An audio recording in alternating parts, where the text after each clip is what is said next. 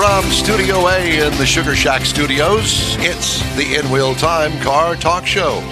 Just ahead, we hope to talk to Melissa Farrell with the Triumph Registry Car Club about her journey in the club. I got to drive the refreshed Kia Seltos.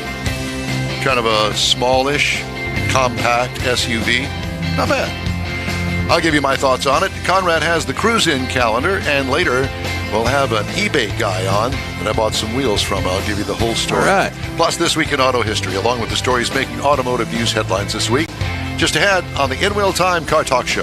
Howdy, along with David Ainsley filling in for Mr. Mars this morning. We have King Conrad DeLong, as always. We always need more Jeff Zekin. I'm Don Armstrong. Glad you could join us on this Saturday morning for our live show. If you're listening on a stream, a podcast, whatever kind of thing that there is out there. This is hour one. This is hour one of a 3-hour live program. It's hour one, not your one, our one. You're right. I'm sorry. Yeah. Oh, hour you one. are. Yeah. No H. No, we don't need that H. At any Get rate, the H out of here. yeah, let me know if she dials in for we'll us. do will you? that. Okay, thank you very much. Mr. Mars has that phone number for her if we need to call her and remind her that she's on. I think I gave you that list. But at any rate, there is some interesting news this week. Oh, gosh.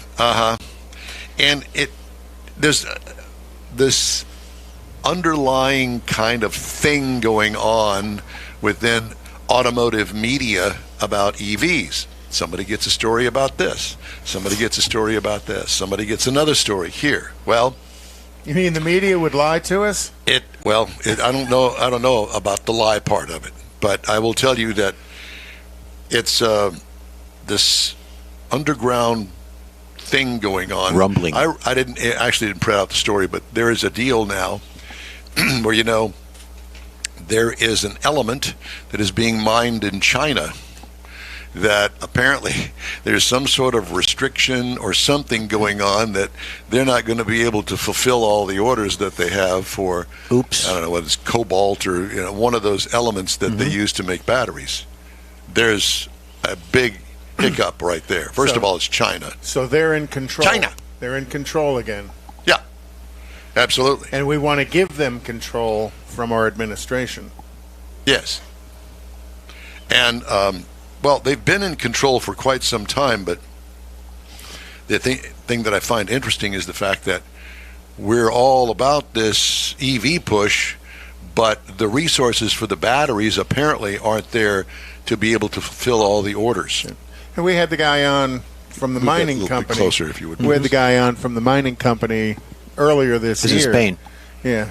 That really talked a lot about who's controlling those resources. But with the whole EV onset, this has been talked about since day one. Day one.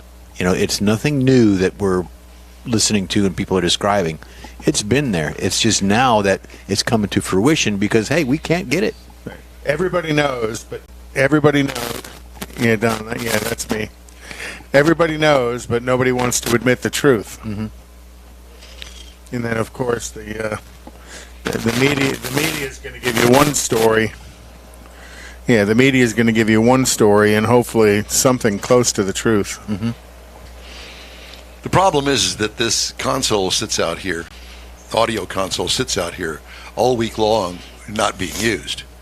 And then we turn it on and expect it to work, and the little things that we listen to and control your microphone and all get a little scratchy. Scratchy. A little dusty, a little dirty, a little corroded. Just like you. Dusty and dirty. Okay. And corroded. So, at any rate, back to the story.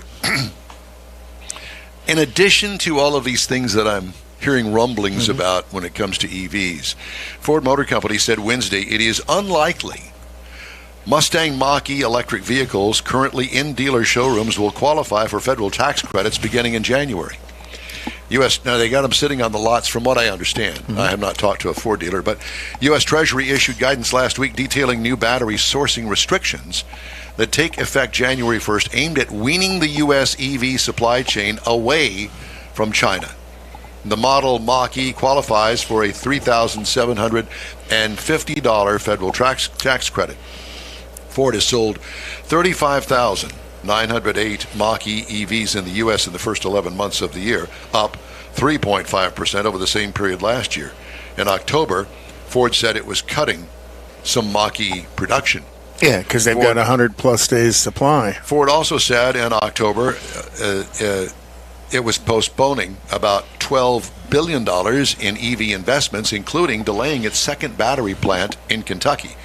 Ford also said in October it was temporarily cutting one of 3 shifts at the Michigan plant that builds its electric F-150 Lightning pickup truck, citing multiple constraints, including supply chain issues. Wasn't that all part of the strike and guarantees of these battery plants and electric vehicle plants were included in the pay structure of the strike? It just shows you how smart these negotiators are, even on the manufacturer side versus the union side. So smart on one side, dumb on the other.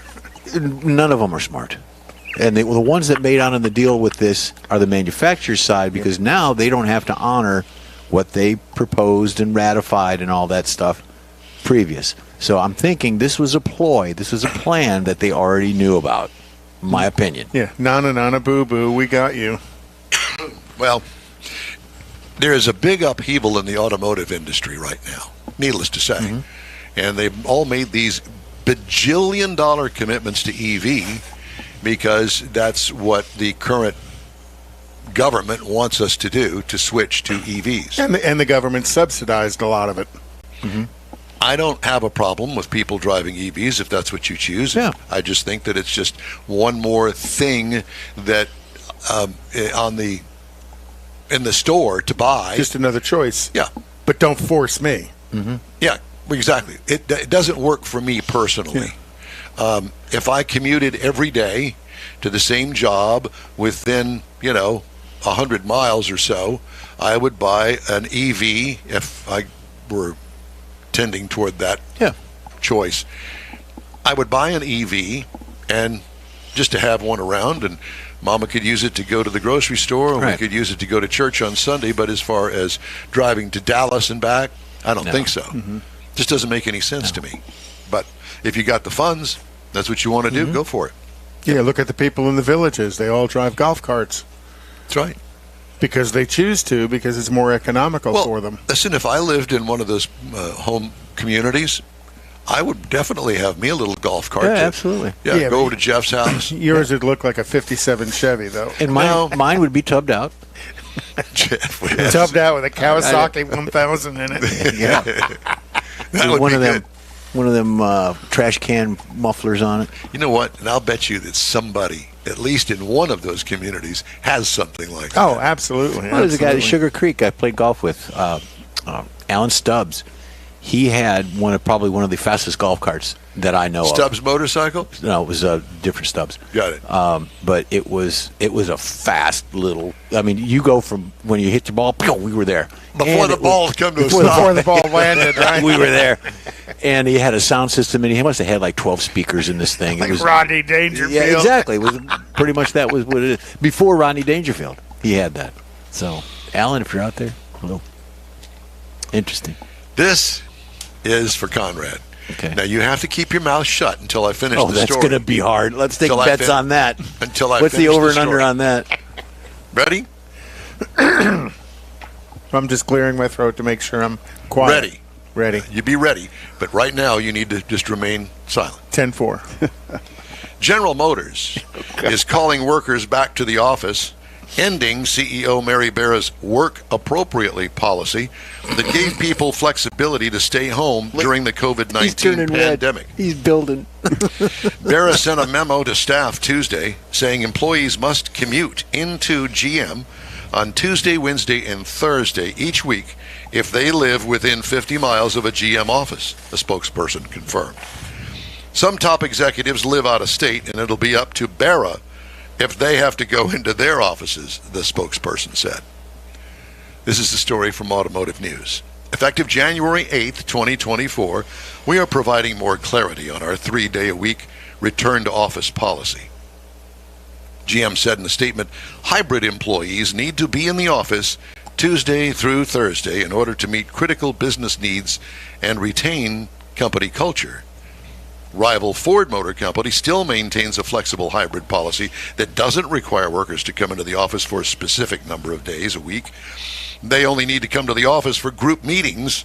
The company uses a hoteling model where instead of permanent desks, people reserve a desk in the building. Okay, now you can comment. So a hybrid model versus an EV model. Okay, yeah, that's funny. But you can comment on the story now. 3 days a week. It's okay. It shows the stupidity of senior management. Either way. And I'm interested in the out-of-state executives. So I thought if you were an executive working for General Motors in Detroit, Motor City, that you would have an office in the I would imagine that there are some people that have permanent desks and permanent offices. Oh yeah, I'm sure still. they do. Now, I don't know the last time you were in the Renaissance Center for General Motors in that building. It's fabulous. It's an amazing building. It's laid out amazingly. But they still have the Warren Tech Center, and the Warren Tech Center's got a ton of offices and people reporting out there. And then you've also got Milford and people reporting. You got out Lansing. There's divisions in Lansing too. So I get that, but the question I had was out of state. So are you in? Well, it's like Bowling Green, or it'd be like me. I'm out of state. When I was with General Motors, I wasn't a senior. You were a satellite. He was here in Houston, Texas. My office is up in Dallas. But you weren't a corporate executive. You were just in middle management. But all those people that reported to that office in Dallas when I was there, they were there 5 days a week. Yeah. They're going back to the office. They're not going to be allowed to work out of the house, and because a lot of the work they did in the office was on the phone and on their computer, which that was what they were doing from the house. Mm-hmm. Now they have to go physically to the office to do the same thing. Well, obviously this whole change about was because of COVID, and people couldn't go into the office or weren't allowed to go in the office. And quite frankly, I wouldn't have wanted to go into a great big office with thousands of people not knowing what we do now about COVID, because they scared the hell out of everybody. We're going to die if we catch COVID. Well, it sounds like the same thing they're telling us about electric cars. Pretty much. You're going to die if you don't drive an electric car. Yeah. So at any rate, it's an interesting turnaround. It's like all the global warming stuff. They had this big global warming meeting in Dubai, and they were saying, you need to stop eating meat.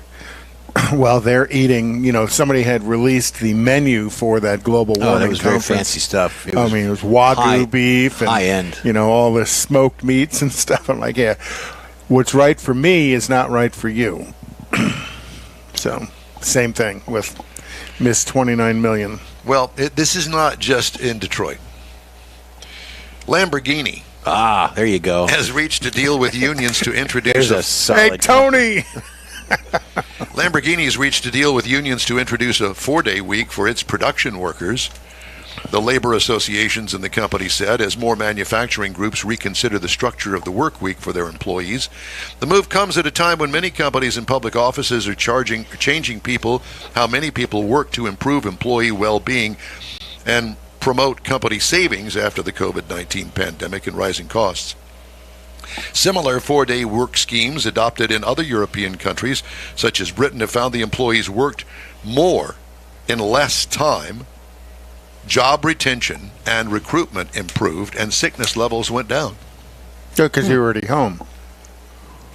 In the U.S., the idea of a 4-day work week was part of the UAW's initial bargaining gift wish with the Detroit 3 automakers, but it didn't advance at the bargaining table, despite the union winning historic gains in wages and benefits from the companies. Production workers on a rotating 2-shift schedule will alternate a 5-day week with a 4-day week, overall cutting 22 days of work each year, the union said. Wow. There's 22 selling days in a month. 22 and a half, sometimes 23 selling days, depending if it's 4-week or 5-week months. Well, so these are production workers. Yeah, and those same production workers are all getting laid off because they eliminated all these battery plants they're building that were also included in this overview of things that were negotiated in the union contract. Uh-oh. Everything's a changing. Have you got that? I mean, Times they are a change. yeah, And but I mean, big things that are changing, affecting tens of thousands of people, and not just here in the United States, but globally. Work weeks. changes. It sounds like a David Bowie song, doesn't it? That's right, it does. Anyway, We have the guest available. we do. Yes, we do. Oh, okay. Do we want her big screen, or you want to do a I'll split get her. screen? However you want Well, to do it. So Melissa, I don't hear her, but Melissa, you there? Is she muted? Might be I muted. don't know. She might be muted. I don't see that she's muted. Am I muted? There No, you go. no, you're good. Dun, We just dun, need you to say something. dun. So Melissa Farrell with the Triumph Registry Car Club. She got involved in the club with her late husband, went on to compete in SCCA nationally, and now has multiple cars. I assume Triumph cars. We do have a couple of Triumphs, and we have an MG. We have a 03 Retro T-Bird, and I have a Miata.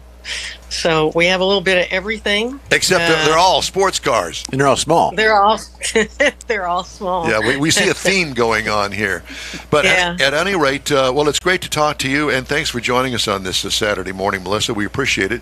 So you got involved in this car club with your late husband. How long has it been since he passed? He passed in February. February of this year. Well, we're sorry to hear that. But obviously, he had the bug and transferred it to you. Oh yeah, early on. We were married for 51 years, and he, when we first got married and moved close to the Gulf Coast, we decided we needed a small car to drive along the coast, and my husband found a TR250 that was mechanically sound, but needed some work. It was multicolored. Oh. I'm sure your listeners have heard that before. Well, when it comes to Triumphs, a lot of them need a lot of work. If we understand that. Yeah. We got someone to braze some of the really bad stuff, and then the little stuff, it kind of sat, and finally I asked my husband, well, what do you have to do? And we didn't know anything, so we were putting Bondo in the low areas, and he showed me how to do it, and I said, I can do that. Yeah, I was an art major in college, so sculpture. It's like You it's like paper work right mache. Yeah. So we did that. That was our first, and then we picked up TR3B. Mm-hmm. That was pretty much a planter. Planter. Because there were trees growing out of it, and that sat for a long time. Probably about 20 years, but in a garage or a barn, or it was always safe. And finally in 2000, we finally had the time and the space to work on it, and we rebuilt it together. Of course, you know, the engine was done by professionals, but we did a lot of the little stuff and put things together. Sure. And it became a great car. We showed it in 2003, and it got best to show at regionals. Oh, wow. And then the same year we went to nationals, though, and something happened, and there was I probably won't get this right, but there was some kind of a bolt or something that came loose and flew into the crankshaft, and halfway through the show it just wouldn't run. So great at first, and then not so great, but we took it home, found the problem, fixed it, and got it to a nationals, I think a couple of years later, and it did very well. So which one did you track? The TR3 is my primary car, and it's a 62 model, and I don't know how to turn this around, so I'm just gonna do it physically. While you're doing that, While you're doing that, you said you moved to the coast. Which coast? Texas coast, or is there another part of the Gulf country? Coast. Gulf Coast. Okay. Yeah, we were originally members of the Gulf area sports car club. I don't know if you can see the car. Oh, yeah. It's a bug eye. I love the bug eye. Well, yeah, it's kind of like that, but it's a Triumph. The bug eyes. Let me see. The bug eyes an MG. Yeah. I believe, or a Sprite. No, it's a Sprite. Very similar. Yeah, it is. And of course, it's got to be British Racing Green. Of course, yeah. Saddle interior, beautiful car. Yeah, that is a gorgeous car. Thank you. It's fun to drive too. Are you still working on these cars yourself? I do a little bit. The club has a couple of guys. One of them is a traveling mechanic, and he comes out and Helps you with the heavy duty stuff? Yeah, well, it's not so much heavy duty. It's just right there. This is a Stag that we were working on.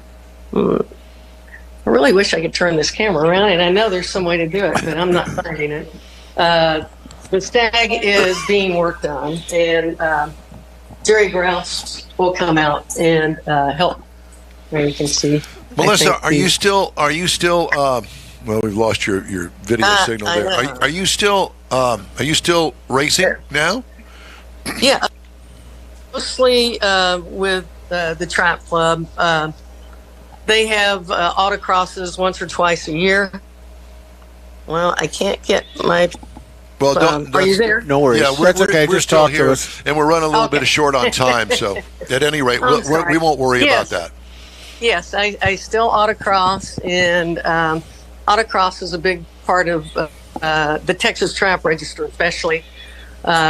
We do them a couple of times a year at the Texas Police Academy. Yep. And it's a lot of fun, and we challenge other clubs to come and see who gets the best time, the Triumphs or the MGs or whoever else comes up. Well, I'm sure that the camaraderie plays a big part in all of this with your club and your racing and all the endeavors that you have with the Triumph. It is.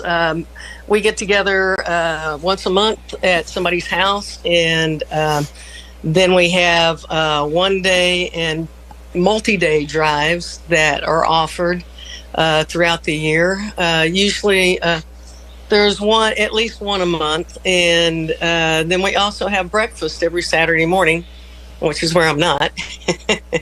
But they have them in different parts. You know, Houston's huge, so they have them in different parts of the town, and that way everyone gets a chance to come and see cars and visit with everybody. Sure. Well, Melissa, I'm sorry we have to cut you short this morning. We had hoped to talk to you a little bit earlier, but at any rate, we thank you very much for joining us. It's the Triumph Registry Car Club, and her name is Melissa Farrell, and good luck to you, and hopefully we'll catch up with you again soon. Okay. Thank you very much. Thank you. Okay. Right. Time now for this hour's car review. I had a chance to drive the 2024 Kia Seltos. If you've not heard of it, it's been around for a while now. And as a matter of fact, they've just updated it. Here is the latest on that. It comes in several trim levels. Starts with the LX, moves up to S, EX, X-Line, and SX. I drove the SX all-wheel drive, so this is the loaded-up version. 5 passengers, gets a new grille, bumpers and lighting, new wheels, instrument panel. It was debuted first in 2021. So this is a relatively new vehicle for Kia, and to do this kind of a refresh on it in 2021 says a lot. Exterior features, although this is a small SUV, it has a masculine grille, separate lower front valance with a faux skid plate on the front of it, contoured, sculpted sides, off-roady rear end. What I liked about it, the overall looks get high marks, in my opinion. What could use improvement? No suggestions here. The refreshed design looks great.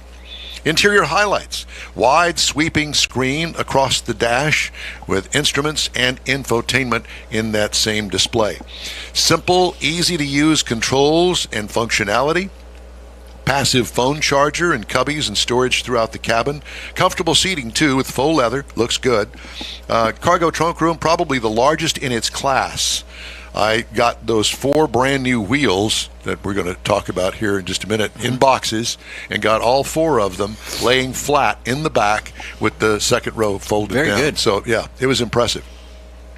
What I liked about it, the wide open hatch, easy to get all of Aunt Edna in there. What could use improvement? Power closer. Since I'm thinking, for the rear hatch? For the rear hatch. This is the top of the line thing. There's the little thing that you could put the button in. This one didn't have it. I don't know why. Engine. 1.6 liter turbo 4-cylinder, 195 horsepower, 195 pound-feet of torque, 8-speed automatic transmission, haul up to 894 pounds. That's not what it's made for. It's a commuter car. If you're looking for an entry-level car, this would be something you'd want to look for. 25 miles per gallon city, 27 on the highway for a combined of 26. I got 28.4. That's very good. Over 351.5 miles. What I liked about it, plenty of pep, and the transmission was responsive. And I drive a lot of cars that have a disconnect between the engine and the transmission. Is that a full automatic or is it CVT? No, it's full automatic. Oh, wow. 8-speed automatic transmission. It was good. Ride and handling, fairly compliant with such a short wheelbase. Very maneuverable, obviously, in parking lots. What could use improvement? Nothing. Not that I could tell, anyway. Pricing. Base trim price on this car is $29,990. Prices tested. Now, this is a pre-production model, so I'm kind of guessing here.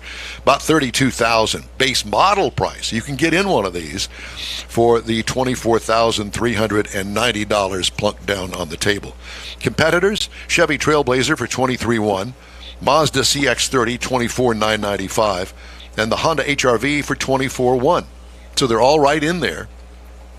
But if you're in the market for this particular small SUV size vehicle, I would suggest that you put this on your shopping list. And the Kia tends to be a pretty good value when you total up all the content that's built into one of them as well. That's compared correct. to the others.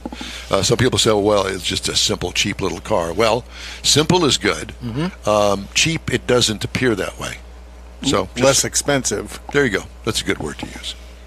Okay, so that's my review of the 2024 Kia Seltos.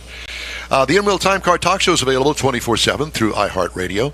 Just look for In Real Time Car Talk. We also video stream on Facebook, YouTube, and InRealTime.com. Podcasts on over a dozen of the most popular podcast outlets.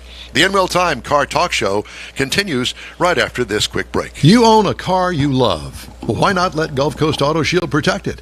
Houstonian John Gray invites you to his state-of-the-art facility to introduce you to his specialist team of auto enthusiasts.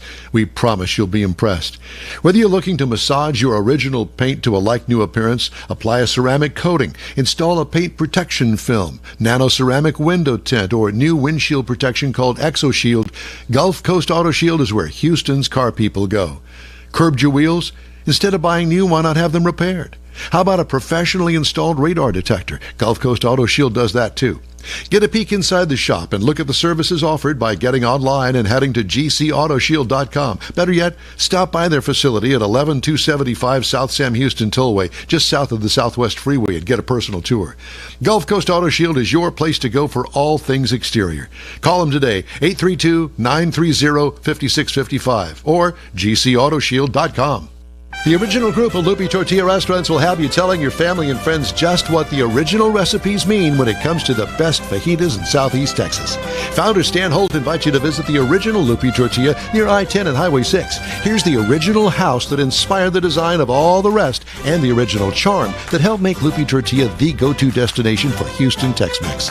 Speaking of original, nothing can compete with the original lime pepper marinade that everyone will agree makes Lupi Tortilla award-winning beef fajitas the best anywhere. Lupi Tortilla Katy is another location that gives you the same quality and service Houstonians have come to expect at Lupi's. It's located just off I-10 and the Grand Parkway at Kingsland Boulevard in Katy. Find yourself in Aggie Land? Head to the Lupi Tortilla in College Station, located just around the corner from Kyle Field. It's a great place to enjoy those famous frozen margaritas before or after the game. Headed east to Louisiana? Stop in at the Lupi Tortilla in Beaumont. It too's on I-10. You can't miss it. The original group of Lupi Tortilla restaurants invites you in for the best Tex-Mex anywhere. The In Wheel Time Car Talk Show is now part of the iHeart family. Now you'll have access to 24/7 Car Talk anytime you need a fix. Just download the iHeart Radio app and ask for In Wheel Time Car Talk, and there we are. Be sure to save us in your iHeart library for instant access. No matter where you are, you have the best Car Talk Show right on your PC, laptop, or mobile device and never have to worry about finding us again. Of course, you can always get access to our video and audio streams via InWheelTime.com and your favorite podcast channel, and all of this is free to you. From the iHeart Radio app, you'll not only hear our Saturday morning live show, but the best shows of the past, updated weekly. Never miss a minute of up-to-date new car reviews, pre-owned reviews, Conrad's Car Clinic, informative interviews, automotive news, and the most fun car talk show on the planet.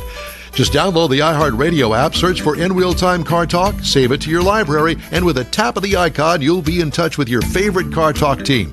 In Wheel Time Car Talk, streaming now on iHeart.com/In Wheel Time Car Talk. It's the In Wheel Time Car Talk Show, and just ahead, we have more all things automotive talk. Plus, Conrad's going to have This Week in Auto History and the Cruise-In calendar, and we'll get you caught up on the stories making headlines this week. Howdy, along with David Ainsley, who's filling in for Mr. Mars this week, King Conrad DeLong. We always need more Jeff Zekin. I'm Don Armstrong, and glad you could join us on this Saturday for our live broadcast. By the way, if you're listening on one of our podcasts later on in the week, we do this show live every Saturday, 8 to 11 a.m. Central Time. So you can get the latest and the greatest live and in living color on NBC. No, not on NBC. On Smoke and Mirrors. No, that's you're mistaking it Bing, for bing, the bing. No, not that one. That's the Nobody Cares television Oh, network. okay. That NBC. Thanks, Tom. You're welcome. Nobody cares. Nobody cares. We're waiting to get hold of Chad Chung. Hopefully, he's going to call us, the Rims Are Us guy that I had a great time with. He's an eBay seller, and right spot on. You know, you never know what you're going to get on eBay or anywhere else for that matter when you order something online, and especially when it comes to wheels. Let me tell you something. I had no clue the number of kinds Choices of wheels out there that are for sale. I didn't even look at it when I came in. I didn't They're know not, this- they're not on yet. They're not on. So John's I got toted them over to John Gray over at Gulf Coast Auto Shield. Don, don't put them on the car. Let us have the wheels. Let us coat them for you. Prep 'em. Prep them. And then you bring the car over when we call you, okay? And we'll change everything out. Great. We'll do that. But I haven't gotten that phone call yet. But his coating is going to help the wheel not, or the dust from the brakes not adhere to the wheel. Correct. Which is a big issue with a lot of wheels. Yeah. And so at any rate, we've got that cooking, and it's in the process. So I took the wheels over there on Monday in the Seltos and got them out of the car, and they stacked them up in the storage room. You know, we did the broadcast from there live last week, and, you know, the storage room that we use back there in the back of the shop. And it was interesting because before I left, I went up to St. John. I gave the wheels to Serene. She's got them, put them in the back. Okay, Don, hey, thank you very much. He had, I don't know, half a dozen people in his office wanting service. That's what he does. I know. And I didn't want to interrupt that. That's his bread and butter. But I'll tell you what, man, that guy's busy. Yep. They're very busy. And busy with, my opinion, an extremely high-end clientele. Yeah, there was a lot of high-end vehicles there. There's a lot of money in that shop. Yeah. That one guy from the BMW group impressed me. You know, Young guy. yep, very smart. And then there was the other guy, too, that I don't remember what car he had. He was the guy building the Audi twin-turbo. Yeah, that guy. Yep. Young guys that have done well for themselves one way or the other. And they are able, they're kind of like we were, except they've got money. We didn't. We wanted to be. We had style. we had ingenuity. What are you laughing at down there? we were able to do things with a little money. You know, beg, borrow, and steal. We didn't steal, but we did have a group of guys that, hey man, do you know somebody that's got a manifold, aluminum manifold for a Small block Chevy. Yeah, well, yeah, that and a Holly. Well, yeah, it's all set up. We got somebody that's got a Holly carburetor attached to a small block Chevy aluminum manifold, probably an Edelbrock or something like that, and he's wanting to sell it. Well, put those two things together back in the day were three or $40 would have bought it. Yeah, $300 or $400 new, Yep. and somebody wanted to sell it, and hey man, I'll take $100. Will you take 75? Yeah. Give him 75. That's how you did it back then. $75 in a lid. For you, that would be you. Yeah, A little bit. yeah. We didn't do that. No, we didn't trade for lids back then. But it was always fun, and then we'd all get together and help put. You had to go out and buy the gaskets though. At High-Low Auto. High-low. High-Low, remember High-Low? Or We competition didn't have high-low. plus. We didn't have high-low. We had Western, and we had a independent. You had In fact, Keystone. No. We had, there was a guy I went to high school with. His name is Douglas Wood. His dad owned Gene's Auto Supply. And I went to school with Gene and his brothers and Todd Sheldon, who's now in Denver. We all hung out together, and we needed parts. We would go there and buy them. Yeah. Yeah. Well, High-Low was right there at the intersection of Willow Bend and Post Oak, and all of us were in there at some time or another. Yes, competition sales was around, but they were over in Spring Branch, and they dealt mainly with the manifolds and the carburetors. And then early on, I found Craig Bierman at Speed and Sport Chrome Plating, now Chrome And the Plating. Doug headers. Pardon me? And the Doug headers. Doug Thorley headers, yes.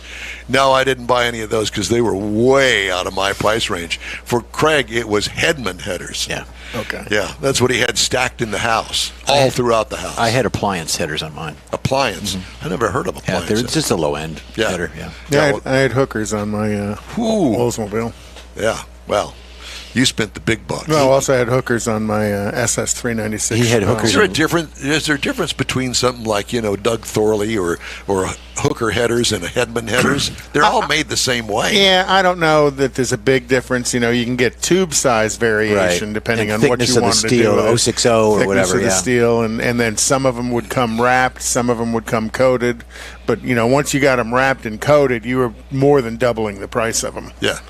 Yeah, no, we didn't do that. We'd buy used sets of headers That were pre-rusted. that and all broken dinged in. up, or somebody had Beat on to get beat on it to get it the starter. to clear the starter. The bottom of them were already flattened out. Yes, those, whatever it took, we just made it work. JB Weld on them. JB Weld, yeah, good stuff back in the day. Yep, if you owned a Quadrajet carburetor, you know what JB Weld was. 'Cause Yeah. That's what you needed to fill those well plugs Well, up. he had hookers keep and lids. them from leaking. Yeah, there's that. I'm thinking Oh gosh, that's what I smelled. this is that's right, burning like bad rubber tires. I thought that we would do our Hemmings.com sold Alrighty. cars roundup. Get ready, David. And you know what's interesting is almost every week, one of the first cars on the opening page is a Cadillac. Hello. And I find it interesting. Now, Jeff, There you go. this is one for Kylie, his granddaughter. Oh. It's affordable, and she will be the talk of school. All She right. drives up in this. A 1975 I can see it in my mind. Cadillac Fleetwood. Oh, man. She won't be able to fit it in the garage, but It's going to need 2 parking spots. yeah. But so how much do you think that sold online at an online auction called $6,000. 6,000? I'll say 9. 9. 7,800. 7,800, right in the middle. Okay. Well, it actually sold for $16,800. It looks brand new. Yeah, it looks in good shape. Yeah. 4-door. With looks like it has a vinyl roof, but I don't Well, know. it's got And the, it's bigger than a school bus. Yeah, no doubt. Here's a 2004 Corvette that's a C5, and it sold for $29,400. All right, moving on to another Corvette. A 1999 Chevrolet Corvette Coupe. It also is a C5. What do you think? It looks like it has, I don't know whether it has 2 roofs, but at least they got the roof panel removed so you can see it. How much do you think a 1999 Chevy Corvette would go for? It looks clean. It's certainly not rusted, but we don't know how many miles Corvettes are don't on it. rust. Yeah. 16. 16? Now I'll say 18. Well, right in the middle. 17,325 is what it went for. That's what David guessed. Well, that was the. I think that was the Cadillac Fleetwood. We didn't give him a So- chance to guess. That's No, we what it didn't. was. Oh, got it. I got excluded. Here's another Cadillac. All right. This one's It's a good day. This one's a little bit newer. 1997 Cadillac DeVille, sedan DeVille. 23. Don't base it on the other one that we did earlier. I'll go 2,300. 79 or 97? 1997 Cadillac sedan DeVille, All right. beige. Oh, that raises the price. Let's go 12. I'll Give go me- 5. Give me a 12. 5. Conrad is going to be David? almost the winner on that. 5 and 12. Yeah, that's kind of spread. But so here it is, 8,000. 1997 Cadillac sedan DeVille, 8,000. beige, for $4,000. Hold me back. Yeah. 71 Ford Mustang. Ooh. What would you pay for a 71 Ford Mustang? Looks straight. It's a white car with black stripes on it. I don't know anything about all of it. Looks like a GT something. And I will give you a hint that it is priced in that range of a GT. 31. 31. What would you say? 25. $47,250. So it must be a really. David apparently David. doesn't want to know your number. No, I don't. I would have been way off. I would have too. 1992 Jeep Wrangler. Ooh. I don't. Stock wheels. Square and all that. headlights or round No, headlights? I think it's got round headlights, is what it appears to be. David, you go first. Let's say that again. What was the? It's a 1992 Jeep Wrangler. It's a two-door, obviously, Yeah. because they didn't make four doors back then. It's blue with the black cloth top. 9,000. 9,000. Conrad, 12. 12. I was going to go right in the middle, 11. 7,500. Oh. But surprised. I am too. But the other thing is with those, you don't know how hard it's been beat. Yeah. Yes, What's you been do. replaced? It's been beat senseless. At some point, but it's made to be beat. Now has it been wrecked or something? No, I don't know. This is a Stan Holt car, a 2000 BMW Z3. Oh, cool car. Stan had one of those. Very cool car. Yeah, he may still have it. I don't know. A 2000 BMW Z3. Convertible. Oh yeah. It was a little hot rod. Had the 6-cylinder in it, straight 6 in it. And- Great handling car. Great Yes. handling Go-kart. car. Yeah. Yeah, it was like a go-kart. This one is brown, medium brown. I know, just That's who ugly. Who would That's do that? ugly brown. Okay, well, how much do you think that 2000, which is now 23 years old, how much do you think that they got for that car? 18. I'm 18. thinking 21,000. 30,000. $13,545, and it looks clean. It's, A lot less than I thought. we don't call it medium brown. We call it root beer. Yeah, well, it's not really dark enough to be root beer, I don't think. Cream soda. 1993 OJ Ford Bronco. White. Nope. Got Al Cowling in the passenger seat. Driving slowly down the 405 with OJ hiding in the back on the floor with a wig on. With a wig on. Yeah. Uh-huh. And a fake mustache. Now it's in 1993. So it's 20 years old. No, it's 30 years old. 30 years old. So it's got some mileage on it. And that old Bronco is a two-door, and it's got that removable cap on the back. 1993. What do you think that something like that? 6,000. 6,000? 11,000. 11,000? I was going to go 11. I'll go a little bit less. I'll go 9,800. 17,850. Oh, wow. It looks clean, but It has history. It has history.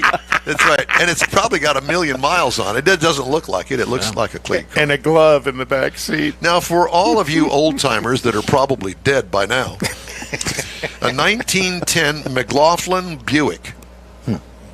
I've never heard of such a thing. I don't know what a McLaughlin Buick is, but I'll see it in a few moments. Yes, you will. Matter of fact, I'm going to cover McLaughlin must have been a coach builder for Buick. There. Okay. You see it down there? Yep. It's like a kiddie ride. like Very, that. It does look like a kiddie ride from car. That's cool. Disney. Yeah. 1910. Chitty chitty bang bang. Because, I know nothing about that Those era old of cars. automobiles. That was the beginning of the automotive industry. The classic stuff. Yeah. Wood wheels. I like Wood wheels. And What'd you guess? it's pretty looking, but I mean, I wouldn't touch that with a 10-foot pole or several of them. 10 grand. I mean, it's history. It is history, but I was going to say 12. I'll go 20. 25,883. Wow. Cool color. Yeah, Blue. Blue, for- yeah, it is.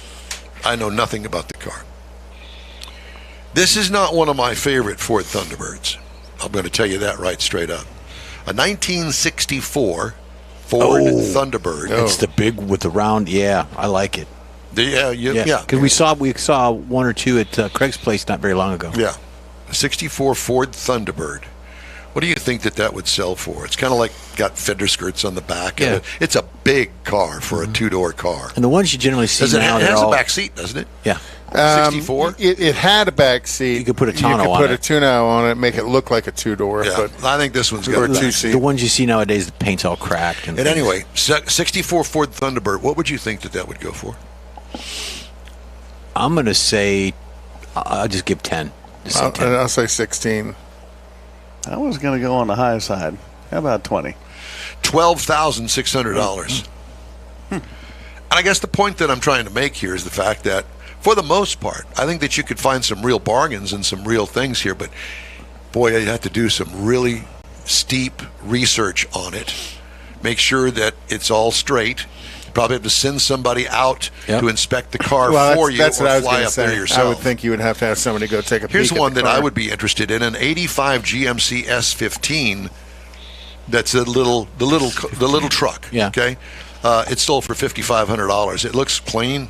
Got a aftermarket grill on it, but it looks clean. It would be A starter car. kind of car. 81 Land Cruiser that you couldn't put me in jail before I would buy something like this. $45,150, and it's brown. Does it come with its own wrecker? No, but its own mechanic is traveling with you while All you're. that root beer. How about the 2006 AM General Humvee? No. Now, this is the real deal military vehicle. Have you ever been in one of those? Yes. Oh, yeah, I I have. drove them. Yeah. Drove them.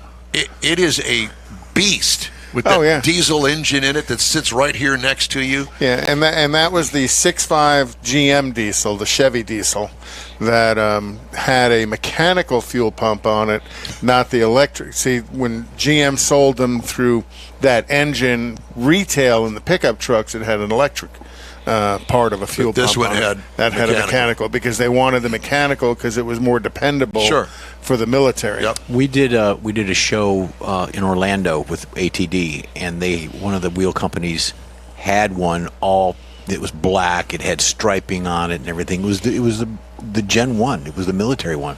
It was pretty cool. Sat in the back seat. You needed to communicate for people all around. It was Almost it was had to have a good ride. headset on to talk to Exactly. It was each other. huge. It's And huge. the lanes are so wide. This thing covered the lane Yep. plus. Yep. It was really wide. Well, this 2006 went for $28,875. Good worth luck. every penny of it. Yeah, but if you How could much? use it, 28,000. Wow. Almost 29. Let me see that. Yeah.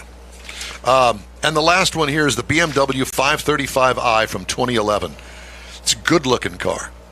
2011 BMW 535i. What do you think it sold for? And it's interesting because my eyes went to it when I saw the for sale sign.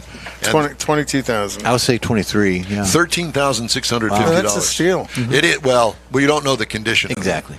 Well, but when you watch some of the Meekum stuff, Yeah. because I love watching Meekum. Even if it's on and all I have on is closed caption and I'm not listening to them talk, but I can read what they're saying. It's amazing how some of that, what I consider extremely high dollar European stuff, Yeah. goes super cheap. Yeah. Well, they were just in Vegas, a Yeah. week or so ago. Right, I didn't watch any of it. Well, I will tell you this, and Mecum is coming up here in Houston this late winter, early spring. What is that, March? Usually March. Yeah, March. Yeah. At any rate, if you're a car person, which you're listening to this show, you clearly are, I would encourage you to go to the Mecum auction. Because the deal with the Mecum auction is what you see on television is when they cross the block. That's pretty much all you see. But all of those cars are sitting inside there for you to go up, poke around, look underneath them, see the actual condition of it, take a flashlight if you're interested in buying something so you can actually see. And in some instances, talk to the owner. Yeah, Because a lot of sometimes they're those around owners there, yeah. are standing around. Right. Well, and you also when you enter, and if you are a bidder, you get a book, and Yes. you can find out just the preliminary information on generalities Stats of the of car, it. yeah. exactly, and then you deep dive from there. All right. Let's do This Week in Auto History, shall we? Got it Are you queued up. ready to do that? Yeah, This Week in Auto History? Sure. Okay. We're ready. In 1942 this week, the first production Ford bomber B-24 Liberator rolled off the assembly line at Ford's massive Willow Run plant in Ypsilanti, Michigan. 2 years earlier, President Franklin Delano Roosevelt urged isolationist Henry Ford to prepare for the inevitable involvement in war, making the U.S. industry become part of the great arsenal of democracy. And Ford built a bazillion of these B-24 Liberators.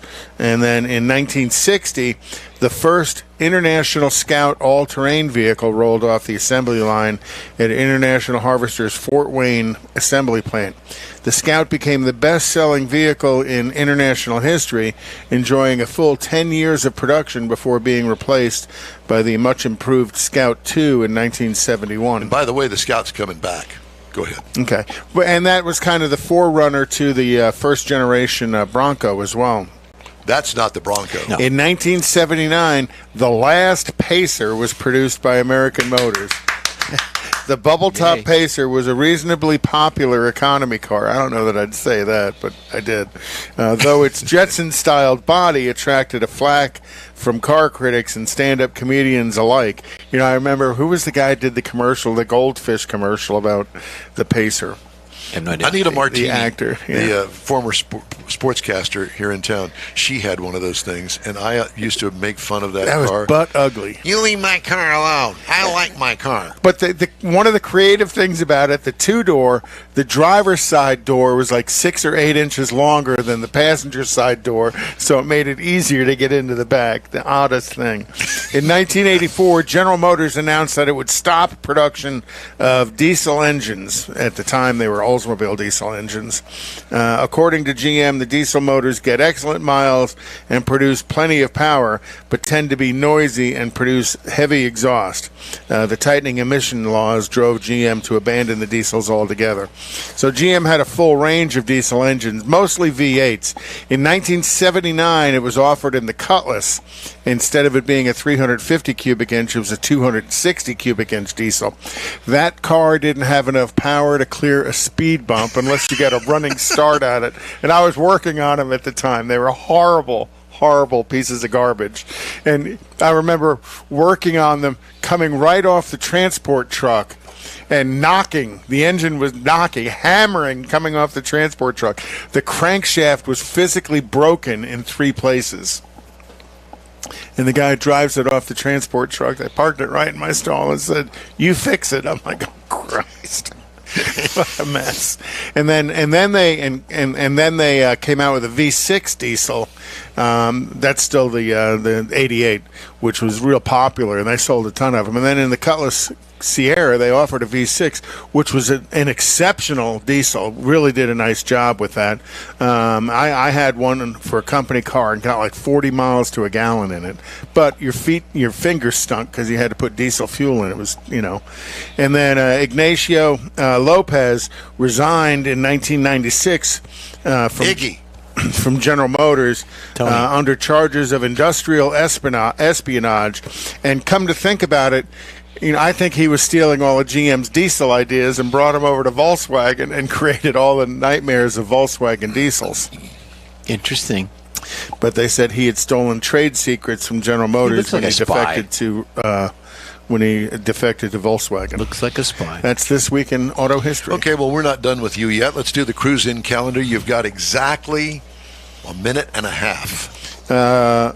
Riverfront Rally Show and Shine in Port Neches. That's over in Mars's area. Ocean View Classics Meet and Toy Drive on Bayshore Boulevard or Bayshore Drive in LaPorte, Texas, is this afternoon, and it's a cruise in. The entry is free. Asking for toy donations. Coastal A's Rod and Car Show on Staples Street in Corpus Christi is this weekend. Again, a toy donation requested. Another toy drive at 2470 FM 1960 West. Again, it's another open meet with a toy drive donation. Espresso or Octane and Espresso at Black Rifle Coffee on Highway 6. And then the Car Culture Toy Drive in River Oaks on Kirby Drive is tomorrow at 10 a.m. to 12 p.m. That should be a pretty good one. And then finally, Cars and Cocktails Toy Drive at Sawyer Park Ice House off of Pruitt Road in Spring, Texas, is tomorrow from 11 to 3. Okay. I've had people ask me, hey, man, when's that Tailpipes and Tacos cruise in going to be again? We don't know yet. I'm glad that it's paused, however, because the weather has not been really cooperative here the past few weeks, especially on the weekends. It's not been predictable. And not only that, it's about to turn cold. Yeah. It's going to turn cold tomorrow. Yeah. High tomorrow at 55, with a low, I think, Monday night, Tuesday of 39. Mm-hmm. Seriously? Yeah. And Cool. And here we are today in short sleeves, and it's 77 degrees yesterday afternoon. It's balmy out there. It was balmy, yeah. next week is locusts. Locusts, that's it. Hey, we're time now for a quick break, and we'll be right back. You're on the In Wheel Time Car Talk Show. You own a car you love. Well, why not let Gulf Coast Auto Shield protect it? Houstonian John Gray invites you to his state-of-the-art facility to introduce you to his specialist team of auto enthusiasts. We promise you'll be impressed.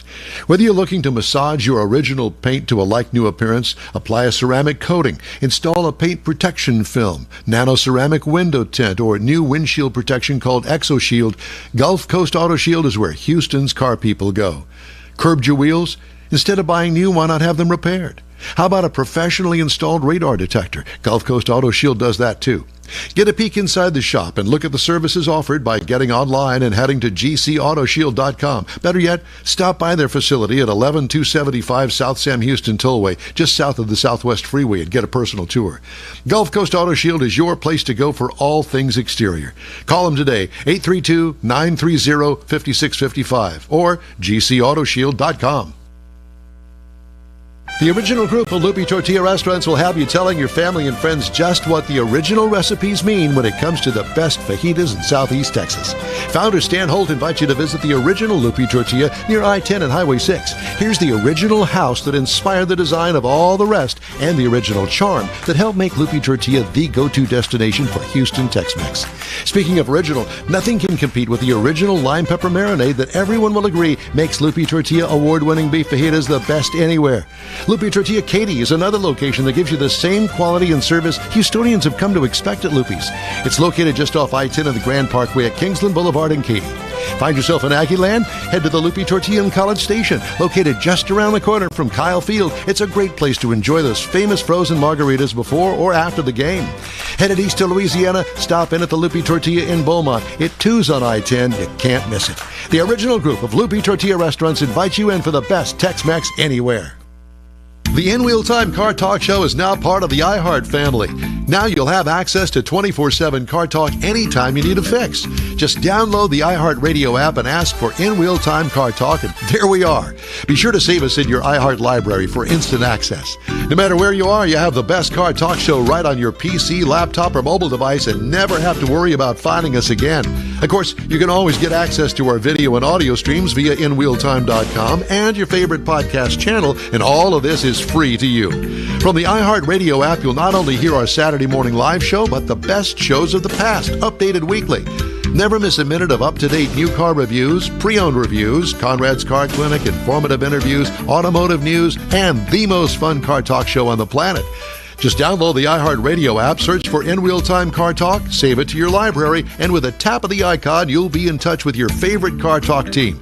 In Wheel Time Car Talk, streaming now on iHeart.com/In Wheel Time Car Talk. It is the In Wheel Time Car Talk Show. Just ahead, we're going to talk to Rochelle Salinas about the upcoming Automotive Show, formerly the Houston Auto Show. Plus, Jeff has a segment on Cuban cars. No, not cigars, but cars. Yep. That may include cigars, but Yeah, we're the focused cars on the may be cars. smoking too. Yeah, that's it. And later, Conrad's Car Clinic and automotive news headlines this week on the In Wheel Time Car Talk Show. Howdy, along with David Ainsley, filling in for Mike Mars this week. King Conrad DeLong. We always need more Jeff Zekin. I'm Don Armstrong. Glad you could join us on our live broadcast here on this Saturday morning from the Houston, Texas area. And joining us now from, I assume, the Houston, Texas area, Rochelle Salinas with the Houston Automotive Show. Good morning. Good morning. All How are right. you guys? Well, we're doing great, thanks. And looks like you are too. I haven't talked to you in a while. How have you been? I've been good. Yeah, we're trucking along, trying to plan this great event. Well, and that's what we're going to talk about. And if you can't divulge anything, or can you divulge everything now, or Yeah. no? You still got stuff in the works. I still have things pending, but I got stuff to share for sure. Well, why don't you go ahead and spill the beans first, and then we'll go from there. Yeah, so, we're really excited to be partnering again with the boat show. This is our third year to Yep. make the Automotive Show. And, we get hits and misses and wins from both sides of the party on if this is a great combination or not. But when it comes down to it, we're both in a situation where inventories have been in a different place than ever before. And we have a huge space to fill of, 700,000 square feet at NRG Center. And where we both were able to fill those at that time, at times ago, we can't anymore. And so the reality is having these two events together has been spectacular. And they're like-minded in the sense of you need a truck to tow your boat or a quality SUV. And so you can shop in both ends of the event, though you can buy a boat at the boat show side and you can pick out your vehicle on the auto show side. It's really become a spectacular combination to have the two events in one. Well, I have to tell you, I don't know of a car person that doesn't like to look at a boat. They might not want to ride in one or buy one, but Exactly. it's a bonus to me if I go to For the sure. car show, and now I got the boat show there too. Let And me a ask you boat this. person needs Do a you- truck to haul it. Do you still have the fishing tank in the boat of show? Oh, yeah. So they will have the bass tub that has the expert fisherman that is teaching people the proper way to cast and unhook your line from the dredges of underneath the lake. Yeah. So they will have the bass tub there this year, along with tons of other vendors and the boat show exhibitors. I know that they'll have all the great brands, from the pontoon boats to your fishing boats to the ultra luxury boats like the world's biggest bay boat that was debuted at the Florida boat show, the Fort Lauderdale boat show. It will actually be here for the first time in Texas. That's Bay, B-A-Y, not B-A-E. Yeah, Bay. That's good. I like it. There's something wrong with that, but whatever the case may be. I'll tell you, I do like those, to see how the other side lives in those great, big, huge cabin cruisers. Absolutely. Yeah. Hello, James. Do you mind bringing up the boat? And Don used to love watching Below Deck. And the champagne. You can't Yeah. go without the champagne. that's right. Bring me some champagne if you don't So mind. if the two vessels pull up, do they ask for the Grey Poupon? Oh yes, absolutely. We passed that right off the dock. I will tell you that we're looking forward also on mainly the car show, since we are car show kind of guys. I have to ask you right out of the box: is Stellantis going to be there with the Jeep and Ram ride and drives? Okay, so this is the bad news before the good news, right? Stellantis, the brand, the display itself, the static display, will not be on site. So boy. Chrysler, Dodge, Jeep, Ram will not have the vehicles on site where they typically have their product specialists talking about all of the vehicles.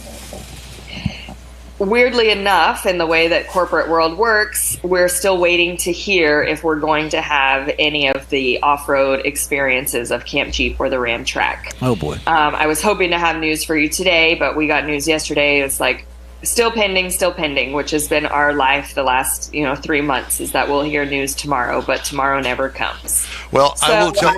I'm sorry. Go ahead. I'm just not sure yet. Okay. Well, that's okay. Thank you for being honest with us. I kind of was in fear of the fact that Stellantis wouldn't, because they were not in Chicago and they were not in L.A. Yeah, and I mean, this is the repercussions of the strike. And it's extremely unfortunate when, the everyday consumer walking around the world might not realize what the strike really Impacted. tolls onto not just the employees, but the ancillary activities that take place with these brands. And this is one of those impacts. So we're waiting to see what, other news will drop. But it's still going to be a phenomenal show. We've got all the other brands represented. Chevy's coming back with a great display. Ford, Toyota, Honda. Hyundai is coming back as the OEM instead of the dealer. We've got Mazda, the Post Oak Motors with the luxury brands from here in Houston. And then we just sat down with the new Ionos dealer here in Houston, and they're working on bringing a new display as well for the Grenadier. And if you haven't seen one of those yet, that is a really the baby bred together of the Land Rover and the G-Wagon, and it is a really cool car. So we'll have them there too. Is Lucid going to be there? Lucid, Tesla, any of those Rivian direct sale vehicles will not be on site. No, they. Well, Not following the Texas franchise laws. Yeah. Okay, I got you. There was another. Are the dealers going to put together a Chrysler display? All of that's in the works. We're going to see. Okay. Yeah. The local Hopefully guys. we can pull something together. Because those big displays take up a lot of footage inside. They do. Well, and a lot of manpower as well. Yeah. Well, I assume that you're going to have the outdoor ride and drives. Yes, we still have Ford and Subaru participating for ride and drives outside. We may be moving those indoors back to the old way where we used to have the indoor track where you drove out of the building so that no matter the weather, you could still participate in a ride and drive. Those are some of the plans that are all up in the air with, waiting this pending news. And then Evolve Houston is coming back as well with their educational display, incorporating their partners from U of H and Shell Energy and their EV ride and drive. So I don't have a vehicle list yet of what vehicles you'll be able to test drive, but I know we'll have a variety of EVs that will people will be able to take out on street drives too. Boy, this is a scramble for you because this is getting close and you still have all of this stuff that you're pending, which means you're still moving stuff around on the floor to make space for stuff to happen. Or fill space. Or fill space, yeah. Exactly. I mean, you guys have been talking to me for the past 10 years. I usually have this stuff wrapped over before Thanksgiving, and it's just logistical planning. Right now, we're still putting the puzzle together. So it's been a little bit strenuous, but we're confident we're going to put on a great event like we have in years past. We always do, yeah. Bring everybody in. Yeah. I was going to comment about the fact that, Stellantis not being there. I got news this week that Jim Morrison is no longer the head of the Jeep brand. He's been moved over to Jeep. I guess they're starting some sort of a new deal where they're going to market kind of an aftermarket thing for Jeep, mainly Wrangler. And he's been in charge, or going to be put in charge of that.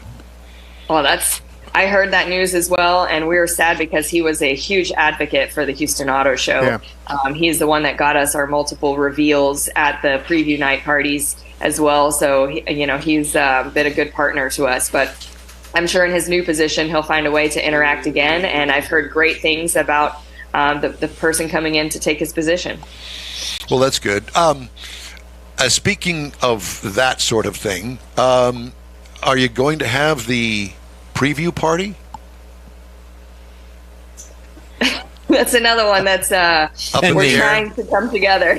I got you. Oh my gosh, this is going to be. Don puts you on the spot, doesn't he? Well, you could just come to Don's. Coming. Just come over to Don's house. Invite everybody over to Don's. Yeah, we'll have the preview party over here. Finger sandwiches. Yeah, finger sandwiches. Well, with that news, Gosh, I don't even know what to say. Yeah, you've deflated that balloon, Don. Yeah, popped that one, didn't we? Well, Look, we know that that's a big tradition, and so it's something I'm hoping we can pull together. And you guys, I'm always authentic and candid with you. It's just, do we really want to put on a great preview night gala like we've had before, or do we want to change it up to be something different? Maybe a more of a networking happy hour, come and go, get your first look of the auto show as a VIP experience, and just maybe transforming that event to something more palatable in these times, and making sure we set the expectations right, because the last thing we want to do is have people come in and feel disappointed. We want to make sure that we're providing and setting the expectations accurately and providing them a really great experience. well, if I'm not mistaken, let's go back. I think it was the first one. It was basically a cocktail party that was upstairs in one of the rooms up there. And then you had a chance to go down and stroll through the car show if that's what you wanted to do. But it was kind of a little get-together. There was certainly nothing wrong with that. No, not at all. Not at all. Everyone had a great time. Yeah. And so what's wrong with scaling back and having one of those kind of things? Because I thoroughly enjoyed myself, to be honest with you. And what it did was it brought everybody together in one room. Hey, how's it going? Hey, I haven't seen you in a while. Whereas the big cocktail party and the preview and everybody roaming around, you didn't really get that opportunity. So maybe there's a... So are there going to be any reveals this year at Houston? I think we're going to have some Texas debuts for sure. I was really hoping for one from Ram, but now I think we may have something from Kia coming, and talking to a couple other brands. So we'll see what surprises we have in our next interview for you on that front too. Kimberly Schultz has been a good friend of mine and the show for 20 years, I guess, and she is, I assume, still with Stellantis. At least that's where I get the press agreements from. And have you spoken to her at all? I have. We've been texting all this week, back and forth to see if she has any intel. Yeah, exactly. And it's an interesting time. There's no doubt about it. And I know that the strike has changed a lot of things. Yep. And there's also a lot of stuff going on in the EV market, and from what I've read, it's not all good news. There's a lot of constraints going on in many levels and in different sources and people and places and things and components, battery technology, that sort of stuff. That Ford has decided to put on hold this $1 billion plant number 2 to make batteries, and sales aren't all of that with all the EVs that are sitting on lots right now. And let's face the fact that times are tough. Grocery prices have increased dramatically, and it's tight economy. But I know for a fact that here in Houston, car sales are still doing well. Yeah, we are, thankfully. We were just talking about this the other day. I had an interview with the Houston Chronicle about a month ago, and things are stabilizing a bit as the rush that we've kind of had is a big increase. But sales really are taking place, and even in the EVs, it's very slow, but they are selling.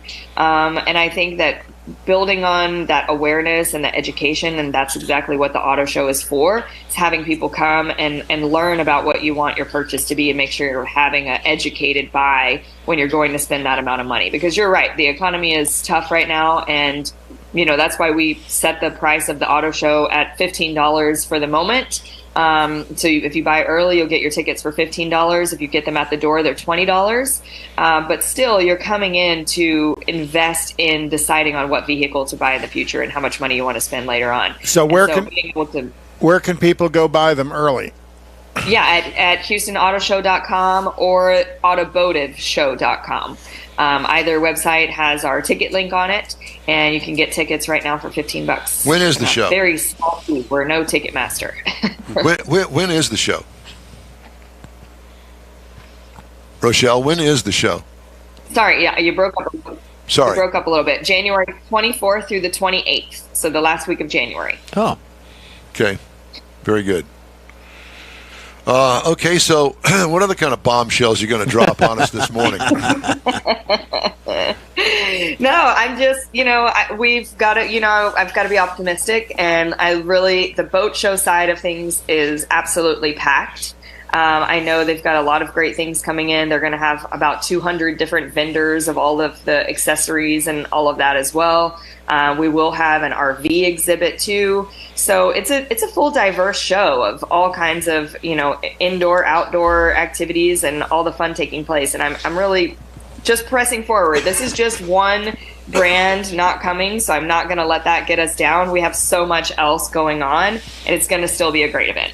Well, and you always do such a good job, and considering the last few years with all of the curveballs you've been having to deal with between COVID and all of the financial issues caused by the strike and stuff, you've done a good job and always put on a good show. Thank you. Thanks. I did want to provide you guys with one update. You had the technician students on about a month ago. Yes. That participated in the Houston Auto Dealers competition. Those students went to Fort Worth to Texas Motor Speedway, and they competed in Fort Worth last week, and they got 14th place out of 44 teams. Wow. Very good. And the alternate player actually won first place when they did individual testing, and he received $2,500 worth of Snap-on tools as a prize.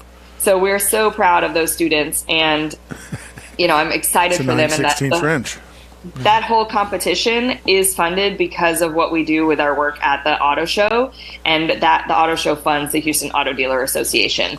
So just wanted to tie those together and point out the success of those high school students, and I'm just really proud that we're able to put on that secondary event with what we're able to do at the auto show. That's awesome. We're proud of them too, and what a great bunch of. Yeah, they were fun to talk to. Yeah, we need more of that. There's no doubt about it. Absolutely. Are you going to have the guys out in front in the lobby this year? The display of older antique cars and stuff like that. Unique. Yeah, absolutely. We'll still have a great classic section. Ben Miller has put together a good quality selection of, I think, about 50 vehicles this year, so we'll have them. We also have produced a new magazine this year that'll be at the show called The Buyer's Guide, and it has a full listing of all of today's latest and greatest models for people to take notes and shop and compare. So pick one of those up when you come on site. And we'll still have the food trucks and that kind of activity going on during the event too. Good deal. John just wants to make sure he can get a dome dog when he's there. A dome dog. That's Where is your exotic Christmas vacation this year? That's right. I'm still heading to Mexico as usual. All right. Well, that's always a good thing. Let me ask you this: when you're down there, are you going to buy some new tap shoes? Where will I be tapping to? Well, tapping with the media. Doing the tap dance with the media. No, I mean, she knows. I mean, it is a tap dance, and because all of the television stations will be having her on, and we see her. Yeah. Usually in the studio, and she'll be put on the spot, kind of like what I'm doing to her right now. Yeah. This is practice. I think what in the end result is we're going to need Stellantis to be aware of how much the consumer missed them there. So maybe I'll have to come up with some communication method for Stellantis to be aware of what everyone else is saying. I got a great idea. Hashtag where are you at? HOUTX. I think that what we need to do is we need to get Kimberly to go with you on these television interviews. Let her. Corporate will approve that. Yeah, right. Yeah, that would be awkward, I'm sure. And sort of like this. sort of like this. Anyway, I joke, Not of at course, all. but Not at all. At any rate, it's always great to talk to you and to see you, and we hope that you have a very Merry Christmas down in Mexico. Thank you. And good luck with the show. And if you have any updates, call us, we'll get you on, or send us a note, however you want to do it. Yep. And we're looking forward to any of the latest and Absolutely. greatest news that you've got. And when you figure out a strategy to have communication with Stellantis from the consumer, let us know. We'll be glad to share that on our stuff as well. For sure. We'll keep you guys updated. We love you, Appreciate- thank you, and we'll see you in January. You and bet. I assume that we're still going to be doing our remote broadcast from out there. Absolutely. We are going to make it happen. We could take Stellantis' spot. That's Forget that 10,000 square foot display. We'll take the whole thing. We'll bring Wally with us. We love you. Thank you. Same, guys. Take care. All right. Bye-bye. Too. Boy, what a struggle that's got Yeah, to be. she's that got it gotta tough this year. Juggle all of these Man. things that Yeah. are still pending, and what? It's a month and a half away. Really a month, because in a month from now, They'll be setting up. Yeah, it's going to be, you're looking at 3 weeks, right after Christmas probably. yep. So, boy, I'm glad I'm not her. Yeah. I posted my hashtag, where are you at, Houston, Texas. Now we got to figure out how to drop that on Stellantis. All right. Let us move ahead, shall we? Shall we? Jeff has a feature that I always look forward to Jeff's features, because he decides what they're going to be. Yeah. I don't have anything to do with that. So this week it's going to be Cuban cars. We probably should rename that Cuban Cars and Cigars. You can name it whatever you want. Okay, thank But you. here we go. All right. One of the first things you notice as you enter Havana is the colorful vintage cars that line the streets. The classic car is much of Cuban icon, as Don says, as cigars. But why does Cuba have so many old cars? Cuba has never had a car manufacturing industry, so they relied solely on automotive imports to populate the island's roads.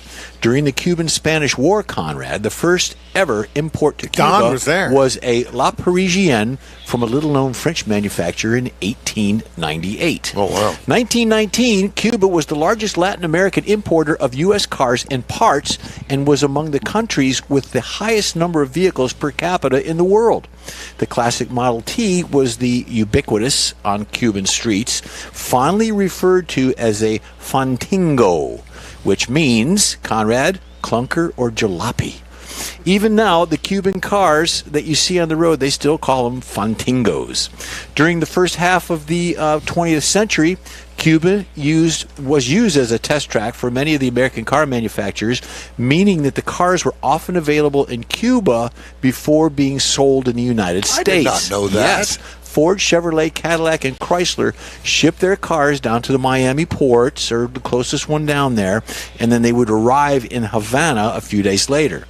So by 1956, there were 140,000 cars in Cuba, and 90,000 of those were on the streets. 1959 was the beginning of the Cold War, so Fidel Castro put an embargo on the U.S. and foreign imports. So no more parts, no more cars. Cuban owners had to make a choice to either let their cars rust in the garage or use what parts they had readily available, which was often seen today. Cuban locals were forced to make repairs and restorations using what, David? Russian and Chinese vehicles, primarily the plethora of Ladas, Volgas, and Greeley's were still readily available. Now, you put ointment on a Greeley, it'll go away. You can see the range of patched-up cars on display through the country, often painted in vivid colors and to hide the panel work and all the Bondo and things like that. So in 2016, Fidel Castro's brother, Raul, kind of relaxed a little bit of the permissions to come into Cuba, which really weren't that great. Still regulated. For instance, if a car cost $29,000 here in the U.S., it was more like $260,000 in Cuba. Holy so Toledo. there were sort of restrictions on that Sorta. as well. Whew. So many of the cars happily drive around. They take tours. You can actually rent one and take a tour. They encourage you to do that, to either rent one or have one as like a taxi, because you can go through all the tobacco growing regions of Pinar del Rio, the world famous Bolivar Royal Corona cigar, which David knows about. So there's a lot of vintage cars in Cuba. Today there's still embargoes. The cars are still cool down there. And if you're watching it on video, there's a lot of neat stuff going on down there. Do they have the Swisher Sweet Tour? No Swisher Sweet Tour. Nothing No, but like you that. can drive a 57 Chevy powered by a Volga 4-cylinder turbo diesel. Yeah, but not a Greeley, because you put ointment on a Greeley. So we're just going to let this roll here, and I've got one special coming up that I think is on here that Mike and I talked about, and there it is. There's the man right there. There's the beauty. Is that Mars? That's Mars in Wait, Cuba. that's Mars in there. 2018, Mr. Mars was in Cuba. Well, what was he dealing over there? Cars, parts. Really? I mean, I did not know. Did I know? Yeah, I remember him going. Yeah. To Cuba. His Who wife- paid for that trip? He didn't. NADA. Really? No, I have no idea. But when we talked, I sent Mike some information. He goes, I've got a picture. I said, let's do it. He went on the Jerry Garcia tour. He's trucking. So thank you, Michael. I appreciate your help in that. We love you, buddy. Oh my God, that's classic. So, literally, you can still find the old 40s, 50s, 30s, all that down there. a few years ago, find any new ones. went to San Francisco and did a microbus love bus tour. Oh yeah. And so the guy had an old Volkswagen hippie bus from back in the day. That's normal in San Francisco. And took you through, Haight-Ashbury, all the sites, and it was very good actually. And it was really kind of cool to be in the old hippie bus. And what a great idea! Can you get tickets to go? I guess you can get tickets to go to Havana. You have to go through the State Department, and you cannot go there just to go. It's not as open as it used to be. You have to have a purpose, a reason. There has to be something, a benefit to do that. To be down there, and then you can't overstay because you'll be in jail and all that stuff. Not like here, but you have to go through the State Department and get approvals and all that. You got to have your passports and all that, shots and all that good stuff. Think of how much money Cuba would make on the tourism industry. Why don't they open it? Well, they did that little bit that they were open when Mars went. Yeah. That was a real boon to Cuba. It has been relaxed a little bit, but so far as the car industry down there, those cars will still be there in another 50 years. Like not letting us go down there. It's like, what's the purpose now? Back in the day, the Cold War and all that stuff, I got it. But you can go to communist countries. It's not like it's against the law. Yeah. Well, you can go to China and also Russia Vietnam and all that stuff. Just behave yourself. Well, that's a given, Conrad. Which is why I don't go, because I don't know how to behave myself. Clearly, for sure. What? The N-Wheel Time Car Talk Show is available 24/7 through the iHeartRadio app. Just look for it, N-Wheel Time Car Talk. We also video stream on Facebook, YouTube, and InWheelTime.com. Podcasts at your fingertips on all of your favorite podcast suppliers. The In Wheel Time Car Talk Show continues right after this quick break. You own a car you love. Well, why not let Gulf Coast Auto Shield protect it? Houstonian John Gray invites you to his state-of-the-art facility to introduce you to his specialist team of auto enthusiasts. We promise you'll be impressed. Whether you're looking to massage your original paint to a like-new appearance, apply a ceramic coating, install a paint protection film, nano-ceramic window tint, or new windshield protection called ExoShield, Gulf Coast Auto Shield is where Houston's car people go. Curbed your wheels? Instead of buying new, why not have them repaired? How about a professionally installed radar detector? Gulf Coast Auto Shield does that too. Get a peek inside the shop and look at the services offered by getting online and heading to gcautoshield.com. Better yet, stop by their facility at 11275 South Sam Houston Tollway, just south of the Southwest Freeway, and get a personal tour. Gulf Coast Auto Shield is your place to go for all things exterior. Call them today, 832-930-5655 or gcautoshield.com. The original group of Lupi Tortilla restaurants will have you telling your family and friends just what the original recipes mean when it comes to the best fajitas in Southeast Texas. Founder Stan Holt invites you to visit the original Lupi Tortilla near I-10 and Highway 6. Here's the original house that inspired the design of all the rest and the original charm that helped make Lupi Tortilla the go-to destination for Houston Tex-Mex. Speaking of original, nothing can compete with the original lime pepper marinade that everyone will agree makes Lupi Tortilla award-winning beef fajitas the best anywhere. Lupi Tortilla Katy is another location that gives you the same quality and service Houstonians have come to expect at Lupi's. It's located just off I-10 and the Grand Parkway at Kingsland Boulevard in Katy. Find yourself in Aggie Land? Head to the Lupi Tortilla in College Station, located just around the corner from Kyle Field. It's a great place to enjoy those famous frozen margaritas before or after the game. Headed east to Louisiana, stop in at the Lupi Tortilla in Beaumont. It too's on I-10. You can't miss it. The original group of Lupi Tortilla restaurants invites you in for the best Tex-Mex anywhere. The In-Wheel Time Car Talk Show is now part of the iHeart family. Now you'll have access to 24/7 Car Talk anytime you need a fix. Just download the iHeart Radio app and ask for In-Wheel Time Car Talk, and there we are. Be sure to save us in your iHeart library for instant access. No matter where you are, you have the best Car Talk Show right on your PC, laptop, or mobile device and never have to worry about finding us again. Of course, you can always get access to our video and audio streams via InWheelTime.com and your favorite podcast channel, and all of this is free to you. From the iHeartRadio app, you'll not only hear our Saturday morning live show, but the best shows of the past, updated weekly. Never miss a minute of up-to-date new car reviews, pre-owned reviews, Conrad's Car Clinic, informative interviews, automotive news, and the most fun car talk show on the planet. Just download the iHeartRadio app, search for In Wheel Time Car Talk, save it to your library, and with a tap of the icon, you'll be in touch with your favorite Car Talk team. In Wheel Time Car Talk, streaming now on iHeart.com/In Wheel Time Car Talk.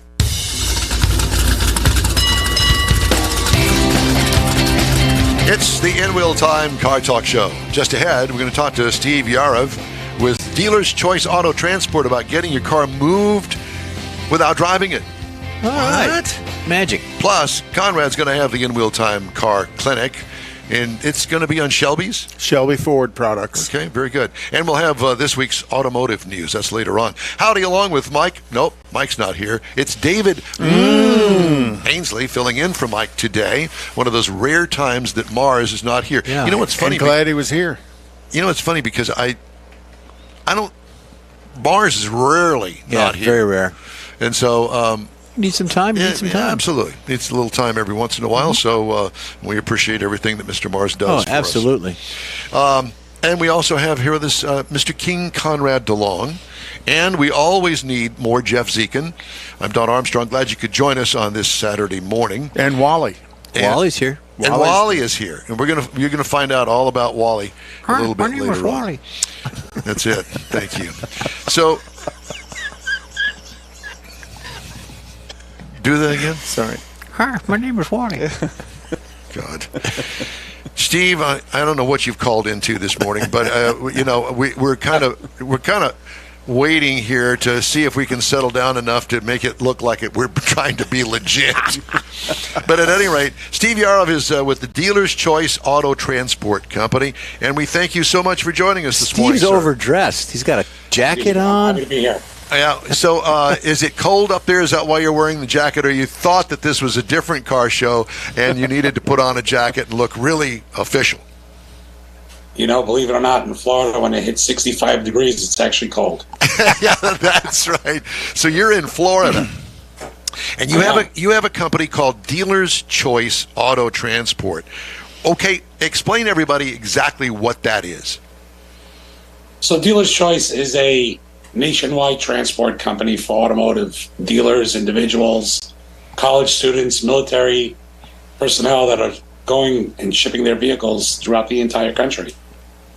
That's what we do. Okay, so you pick up the car wherever you were told to go to pick up the car, and you pick it up and put it on a transporter, an 18-wheeler, I assume. Yeah. We have majority of the business is 18-wheelers, but we have a lot of small trucks that people want more of a private service where it's their car by itself, or maybe they have 2 cars and just put it inside a 2-car enclosed trailer and go. Yeah, so they don't have to go out and buy or rent a trailer, right. And then how are you going to trailer it there? Well, plus they have people with experience that know how to load it, tie it down, probably insurance so that they're covered while the vehicle's in movement. Now, do you physically own your transport vehicles, or do you contract that out? Both. Okay. We actually own our own trucks and trailers and have our internal drivers, and then we have hundreds of drivers that are leased onto us with their own trucks and trailers, but everything goes via our insurance. Oh my gosh! So, the logistics on that has got to be incredible. What do you got? A staff of 10 to keep all this stuff straight? Oh, more than that. It's never ending. It's it's in wheel time, I guess. There you go. Basis. How did you get into this business? Interestingly enough, I was on Wall Street, and it was just an investment that I made in a little one-truck company. Really? And, yeah. Went from Wall Street to Main Street and learned the business on my own by meeting somebody, and learned the entire transport brokerage business on my own and figured it all out. How many years ago was that, Steve? 21, going on 22 years now. Wow. So you've got obviously more than enough experience to do this, and I assume that you transport anything from motorcycles all the way up to the most expensive car in the world. Well, absolutely. We are known to be the number one transport company for all the exotic and highline dealers throughout the country. Yeah.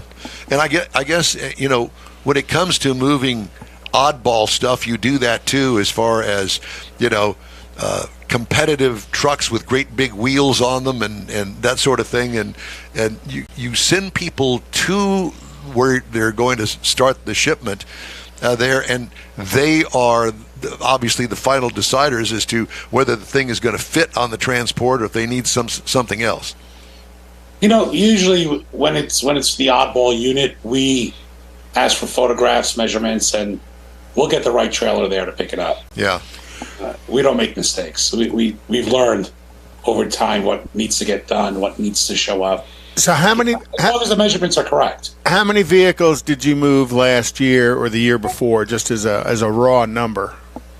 Ballpark anywhere from 20 to 25,000 cars a year. Can you name some of your clients, or is that a privilege thing?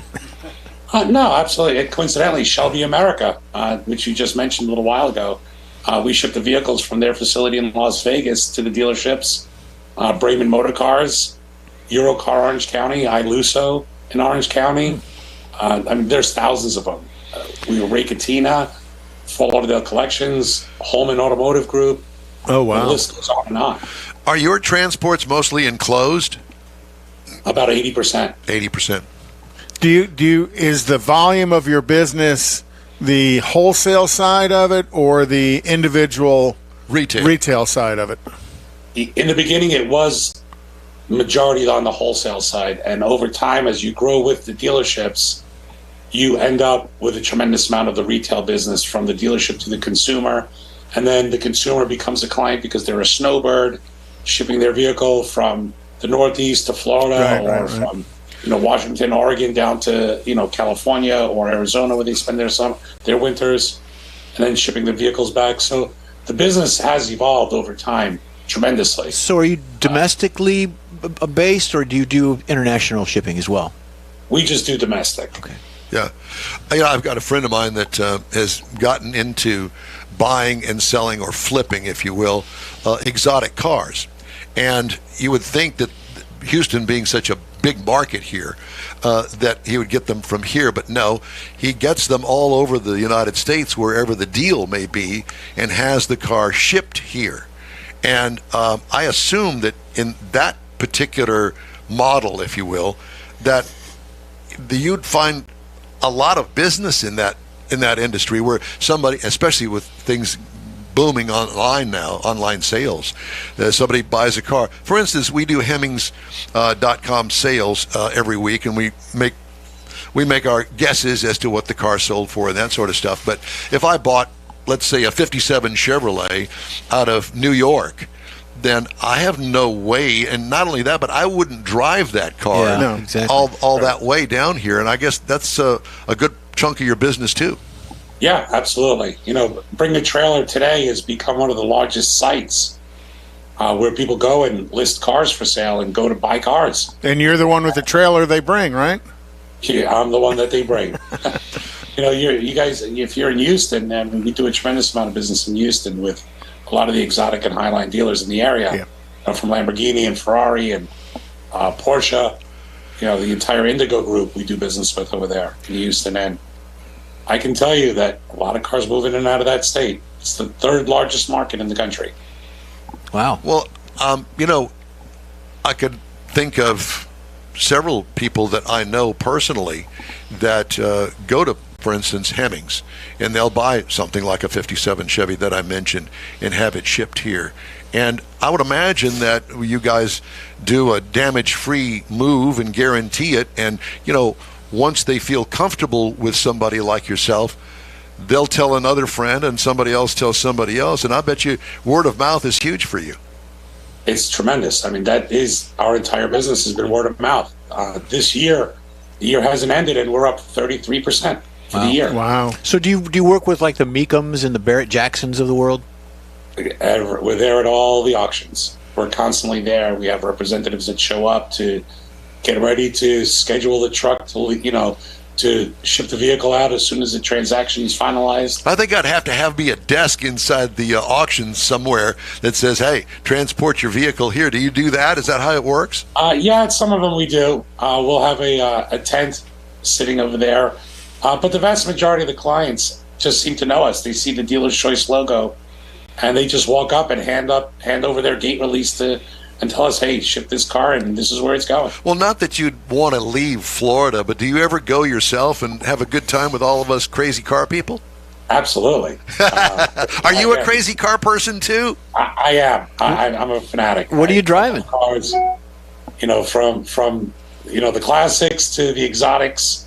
I've got a handful of exotics myself, and I continue to acquire them as I feel, it's my time to buy it. So the online purchase phenomenon has really helped your business as well. Yeah, I can say, and I think every dealer can say the same thing. COVID was the greatest thing for our industry. Oh, Lord. Which is crazy. I'm just going to say, I don't know as if I'd brag too much about that, but it certainly makes sense, and I understand. What it's done, the entire world has learned to shop online. Right. I mean, the grocery stores are filled with people, with shoppers, not with the actual consumer. Correct. Everybody's shopping for them. Yeah, as a matter of fact, it's harder to get around in my grocery store now because of the individual shoppers. And they got those big carts and the everything. big carts, yeah, exactly. And I guess it's the same thing in the automotive business. What do you do if you have an issue? Let's say the transporter breaks down, or the car that is on the way to me had to be moved off the transporter to make room for another car, get another car off, and you can't get it back on. What do you do in things like that? Things can happen. There's no question about it. Sometimes, we have to pick up a vehicle and have to unload it and reload it based on, where the vehicle fits in the trailer. We don't like it to get loaded once and never moved again, but that's, 95% of the time. You will have, a 5% possibility that your vehicle will get unloaded once to get put into another position in the trailer. Especially in the event that, you're the third drop, but the car is blocking. Right. You have to unload your vehicle to move a vehicle, to take your vehicle off, to release, let's say, your vehicle, and then they have to reload the other customer's car. So do most of your cars take a one-way trip, or do you relay a lot of them around? 99% go one direction. Wow. Sometimes, what we'll have is we'll do an event or a rally where you are trailing the vehicle or loading and unloading it, taking it from event to event. When we had to do the launch of the new BMW M3, we had to unload the car to dealership, reload it up, take it to the next dealership the next day, and went in a big circle. Same thing we did with Lotus on their recent cars that they're releasing. So you have to go from dealer to dealer and just load and unload it. Do you name dropping BMW and Lotus is good? It is good. Where in Florida are you? Palm Beach. Oh, okay. Do you have obviously transporters that have multiple cars on them? Do you wait for the transporter to get loaded with a full load before it comes to Houston, or you might have some open spaces on it? How does that work? We're an extremely busy outfit, so we don't have much downtime of waiting to try to get loaded. Generally, if our 6-car carrier is going to go to Houston and Dallas, San Antonio, coming out of Florida, I'll have them loaded within 48 hours and en route. Wow. And delivered within 48 hours. And I would imagine that you'll have some that'll have a space on it because you left the space in there to pick up a car up in Tallahassee. Oh, absolutely. But most of the time, if there's an emergency, the car needs to get there, we will leave with an open spot, come hell or high water. To us, it's more important to get the job done than to worry about the extra unit. Yeah. Well, like I said at the beginning of this, the logistics and trying to get all of this situated, get the truck, get it loaded. There's so many things in motion that you're trying to coordinate them all to get to different places. Your strategist. And what everybody forgets, guys, let me tell you, what everybody forgets is the experience of the driver. Yeah. Just can't hire anybody to just get in these cars that nobody's familiar with. Oh, true. They're going to load it onto a trailer and strap it down. Is your pricing structure done on the mileage traveled, or is it by the value of the car? We do it by the mileage. We're pretty much we're a flat rate. If we're going from Florida to Texas is just a set rate generally Gotcha. for the Tri-City area. So if somebody was interested in transporting a car, how could they find you guys online? Just go to dcat.com, which is D as in dealer, CAT.com. So that's for Dealer Choice Dealer Auto Choice. Transport. That's the Dealer's Choice Auto Transport. nomenclature for it. Yeah. The one. Very cool. Very good. So you've got, obviously you're in the office today. I'm here. All right.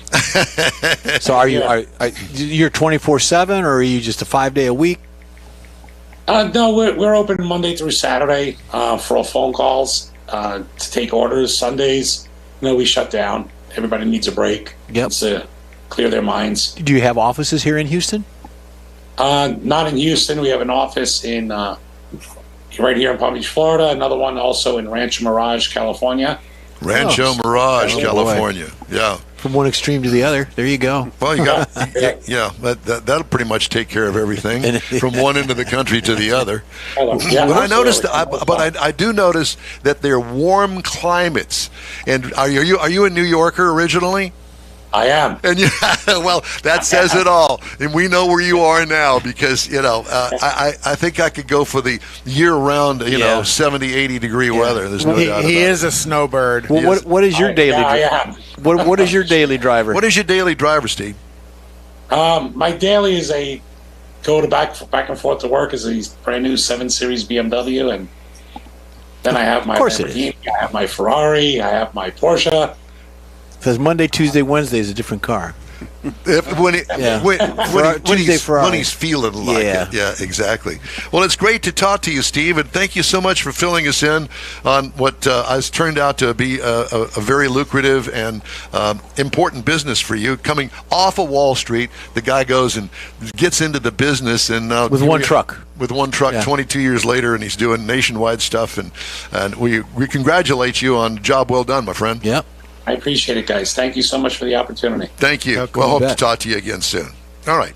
So it's good. Steve Yarov, Dealer's Choice Auto Transport. Yep. That's self-made. I've put Self-made their guy. link up on our social media. Pretty cool. That's a lot of people are looking for somebody that can transport a vehicle, and you definitely want somebody with experience and knowledge and insurance to cover it. Well, the other thing is with him, it's really the connections because he uses so many freelancers, if you will, that do 18-wheelers and specialize in automotive transport. And those are the guys that really make his That do business. the work. Yeah, that He's- do the he's work making that the he connections, trusts. right. And I think that, if I'm going to move my $50,000 investment from Kentucky to Houston, I'm going to use him because he's got the connections with the guys that know how to do it. Yeah, it's a And peace of mind. yeah, Yeah. and not mess up my car. Listen, I wouldn't trust me because I'm not in that business and I don't know. I'd strap it down the wrong way and have the thing hanging out of the side of There the you go of with the your strap-ons transporter. again. Yeah, that's right. Well, we won't go there. Time now for let's see, Conrad's Car Clinic. We were talking about Shelby's. Well, yeah, we started with Mr. Norm and the car that we had at Autorama that won its class. Did we tell everybody that? Yes. Okay. No, we didn't. Well, we did on social media. No, I know, but we didn't. We really didn't. We should back that up. We should. Yeah. So let's back up and remind everybody. If you didn't know or didn't see, we had the 1965 Dodge Coronet, Jim Coronet Tilley's car. 500. And it was a Mr. Norm car. Mr. Norm was a dealer in Chicago that hot-rodded factory cars when he got them to the dealership. And there weren't, in overall terms, there weren't that many of them made. And Jim took the car and completely redid it in its original form, And this except is a for the wheels. 426 wedge. Yeah, wedge motor in it. And the judges deemed it worthy of a first place award. Yeah. And we were really proud and proud for him Yeah. to get the award. Stunning He got car. He had 2 awards. Stunning car. Yes, he did. I don't remember what the second award was, but it was a in cash his award. Being in the Division- best booth. The booth, no, it wasn't the booth. But There were 2. But that's kind of started my thought of the conversation of, and you had done a piece on who Mr. Norm was and Right. Grand Spalding Dodge up in the Chicago area, and then I followed it up with the Chevy guys and Dickie Harrell and the Yankos and the Baldwin and all of those. So I thought, the other one of fame is Carroll Shelby. We got to remember, Shelby started with the Ford products, building Mustangs. The GT350 seen here was a 65 model car. All of them in 65 were white with a blue stripe. That was the choice, and they all started life as a 289 with the K-code hypo motor in them, and then Shelby put on his own. He had his own exhaust manifolds created for him that were kind of like this tri-Y header, and he put a high-rise intake manifold on them and a 325 CFM Holley carburetor, and the output went from 271 to 306 horsepower at a 6,000 RPM red line. And that was kind of where Shelby built his thing. And then in 66, Shelby started adding some other colors and stuff to the cars. But I thought one of the cool things about 66, the GT350, was not just the change of colors, but also the relationship with Hertz Rent-A-Car.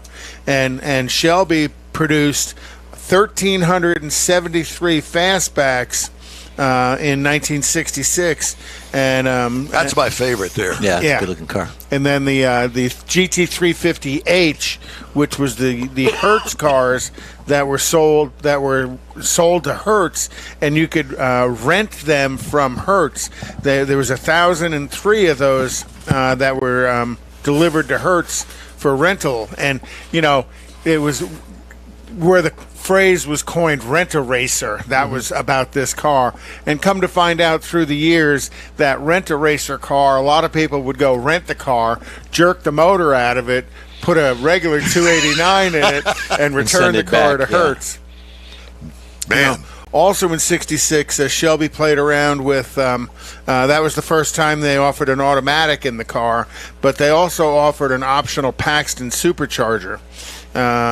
Pretty cool that the small little differences between the 66 and 65 and 66 cars were there, but Ford, in order to help Shelby's sales, Ford, a major stakeholder, that extra 1,000 cars that were sold to Hertz was because Ford owned Hertz at the time. Don't you wish that you had one of those cars? 350H, that would be my Shelby of choice. I think I've only seen in all the years a couple of those. There was two of the Hertz Rent-A-Racers at Autorama in a booth not far from. I saw that. Yeah. Oh, okay.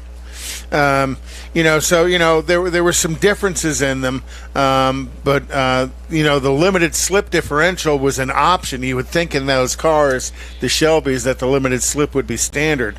In 67, the Mustang changed. Why did he do that? Well, it was just about price. It was just trying to manage the price of the vehicle. And volume and production. Right. And then in 67, the car got bigger, and Shelby got bigger along with it. He went from the GT350, he added a GT500.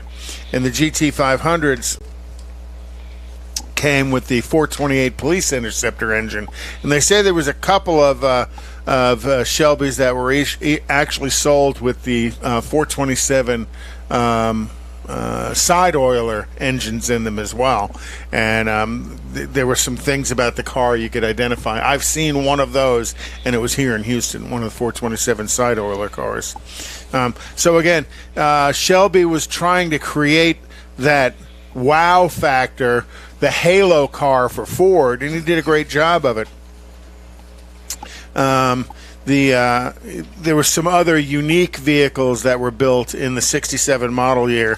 Little Red, which was discovered on a farm field in March of 2018, was a Shelby notchback that they never produced, but Shelby had one made for himself, and that was found not that long ago here in Texas. And then they also started releasing the GT5 350 and 500 convertibles in that time period as well. Is this a long report? Yes. He said he needed a couple minutes. And then in 68, Shelby Cobra was applied to the vehicle. It was all just Right. Shelby GT350, GT500. In '68, they added the name Cobra to it because Ford had released the Cobra Jet motor. So now I Shelby see. wanted to bring so the Cobra. Cobra was related to the Cobra Jet motor. Correct. Gotcha. I never understood why. It was the Mustang, Right. but a Cobra. Right. So we got a horse and we got a snake. And the GT350 went from a 289 to a 302 in '68 as well. Again, producing more horsepower, and Shelby had his own unique features on it as far as the intake manifold and the headers to create more power from the production one.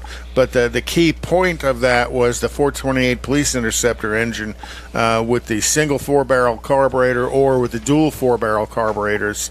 The hood scoop that was actually brought fresh air into the engine, and he included the sequential taillights, which I always thought was a cool feature. I did too, yeah. That was brought over from the Cougar, Yep. but was added to the Shelby products as well, and integrated the rear spoiler and the functional brake scoops, and a lot of that fiberglass parts were created for Shelby exclusively for his model line.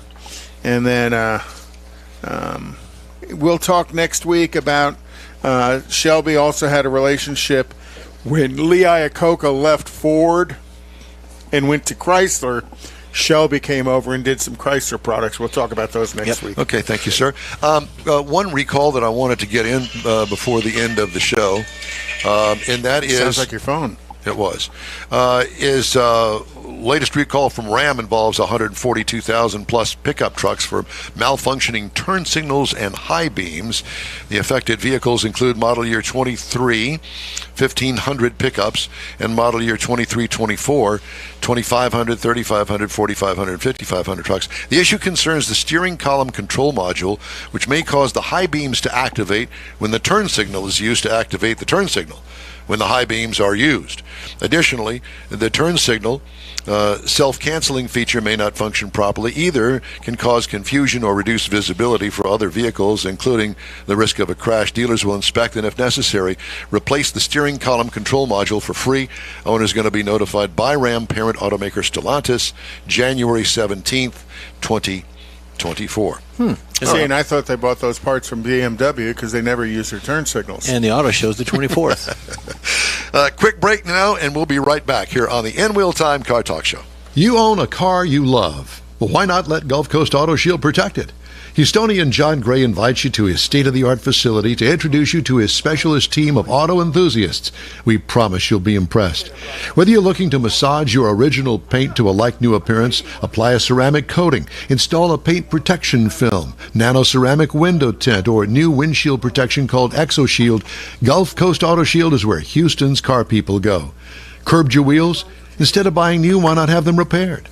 How about a professionally installed radar detector? Gulf Coast Auto Shield does that too. Get a peek inside the shop and look at the services offered by getting online and heading to gcautoshield.com. Better yet, stop by their facility at 11275 South Sam Houston Tollway, just south of the Southwest Freeway, and get a personal tour. Gulf Coast Auto Shield is your place to go for all things exterior. Call them today, 832-930-5655 or gcautoshield.com. The original group of Lupi Tortilla Restaurants will have you telling your family and friends just what the original recipes mean when it comes to the best fajitas in Southeast Texas. Founder Stan Holt invites you to visit the original Lupi Tortilla near I-10 and Highway 6. Here's the original house that inspired the design of all the rest and the original charm that helped make Lupi Tortilla the go-to destination for Houston Tex-Mex. Speaking of original, nothing can compete with the original lime pepper marinade that everyone will agree makes Lupi Tortilla award-winning beef fajitas the best anywhere. Lupi Tortilla Katy is another location that gives you the same quality and service Houstonians have come to expect at Lupi's. It's located just off I-10 and the Grand Parkway at Kingsland Boulevard in Katy. Find yourself in Aggieland? Head to the Lupi Tortilla in College Station, located just around the corner from Kyle Field. It's a great place to enjoy those famous frozen margaritas before or after the game. Headed east to Louisiana, stop in at the Lupi Tortilla in Beaumont. It too's on I-10. You can't miss it. The original group of Lupi Tortilla restaurants invites you in for the best Tex-Mex anywhere. The In Wheel Time Car Talk Show is now part of the iHeart family. Now you'll have access to 24/7 Car Talk anytime you need a fix. Just download the iHeartRadio app and ask for In Wheel Time Car Talk, and there we are. Be sure to save us in your iHeart library for instant access. No matter where you are, you have the best Car Talk show right on your PC, laptop, or mobile device and never have to worry about finding us again. Of course, you can always get access to our video and audio streams via InWheelTime.com and your favorite podcast channel, and all of this is free to you. From the iHeartRadio app, you'll not only hear our Saturday morning live show, but the best shows of the past, updated weekly. Never miss a minute of up-to-date new car reviews, pre-owned reviews, Conrad's Car Clinic, informative interviews, automotive news, and the most fun car talk show on the planet. Just download the iHeartRadio app, search for In Wheel Time Car Talk, save it to your library, and with a tap of the icon, you'll be in touch with your favorite Car Talk team. In Wheel Time Car Talk, streaming now on iHeart.com/In Wheel Time Car Talk.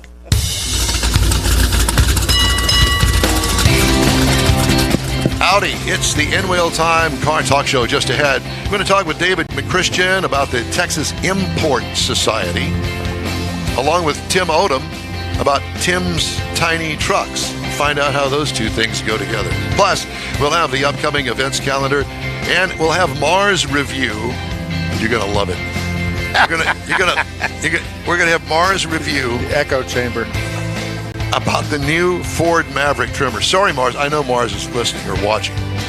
Later, you'll hear from Jerry Emmons about the Wally gracing our studio this morning, along with the latest used car market stuff. Howdy, along with David Ainsley, who's filling in for Mr. Mars this morning. King Conrad DeLong. We always need more Jeff Zekin. I'm Don Armstrong. Glad that you could join us today. Okay, so let's find out about this. Tim Odom, the owner of Tim's Tiny Trucks in Huffman, Texas. He's one of the largest, I don't know what is KEI, Tim? What is that? It's pronounced K-car, and that is a classification of vehicle in Japan. They're all small cars. They're regulated by the government, what size they can be, linked with height, as well as the size of the motor. Okay. We import them here into the country. People like them. There's a large market for street legal vehicles just because they're so fuel efficient and economical, easy to get around.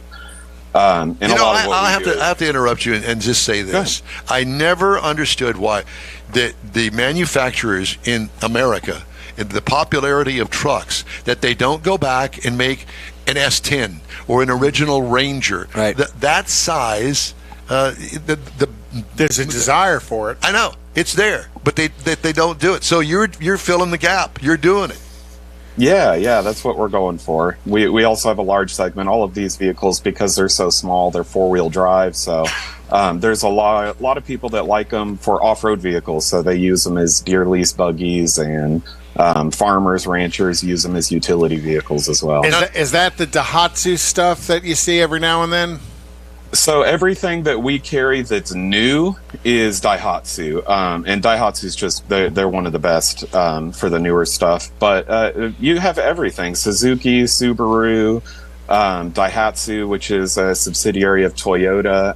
All of the major Japanese manufacturers have been at one point, some way, with a K car. What does David McChristian have to do with the Texas Import Society? So there is a little bit of a legal kind of gray area when it goes to getting these vehicles titled and registered. Texas Department of Motor Vehicle Policy says that these trucks specifically aren't eligible for title because they don't meet federal motor vehicle safety standards and EPA requirements. After 25 years, you meet two exemptions from the federal government allowing these vehicles to be imported. You get exemptions from safety and from emissions. So Texas doesn't recognize those exemptions, and they don't have to. They have the authority to regulate them how they want. But we are advocating for the Texas Department of Motor Vehicles to align state policy with the federal exemptions that these 25-year-old trucks are provided. So if I wanted to buy a new tiny truck and I call you on the phone, you'll say, okay, well, what do you want? And then I would say, this is what I want. You tell me how much it costs. Then you guys would do the paperwork to allow me to get this Daihatsu. So the new stuff would never be street legal. Everything that is 25 years old or 25 years or newer at the time of importation is not street legal. So if you want a new Daihatsu, it's going to be off-road use only. The older stuff, that's what David is working with the Texas DMV to make it easier to license these and get them on the road. For some reason, they've kind of gone against them. So if I go to Japan, and I find a 26 or 27-year-old tiny truck that I want, you guys will help me get it over here? Sure, yeah, we can do that. We do custom orders if there's something you like. I have a business partner in Japan that helps me on that side with exporting everything and getting it in the country. And of course, we have a whole team of people that help us on this side with everything, getting them in. But yeah, if you find something in Japan that you've just fallen in love with and it's 25 years or older, we can get it in the country for you. And would it be street legal? It would be to an extent. Every state and every county has their own rules. So these are what they call gray market vehicles. And honestly, David is probably a lot more knowledgeable about that than I am. Well, okay, David, that's your turn, buddy. Yeah, so like in my area, the tax assessor's office is where we get our titles and registration. I took my truck down, no problem, and got a title and registration. Some of the bigger areas, Bexar County, Travis County, San Antonio, and Austin, and in North Texas, you go to the counter and they say you can't get a title because this is a mini truck and mini trucks can't have a title in Texas. So not every jurisdiction, every region of Texas kind of operates under the same rules. They should. There's the policy there, but some choose to enforce it and some choose not to. So is that part of the reason? Because when I hear Daihatsu, Daihatsu had a retail operation here in the United States for a very short window of time. But you see Daihatsu's kind of at the golf course kind of thing, which means that they're not on the street, but they're here and they're being used. They're just not street legal. Sort of like a big version of a tuk-tuk, in a way. Kind of, yeah. So I have to go back a question where you said in Texas. Where are you at right now? I mean, where are you doing your business if you can't have it in Texas?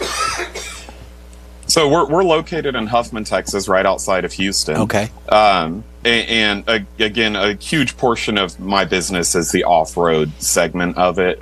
We started out importing for street legal use.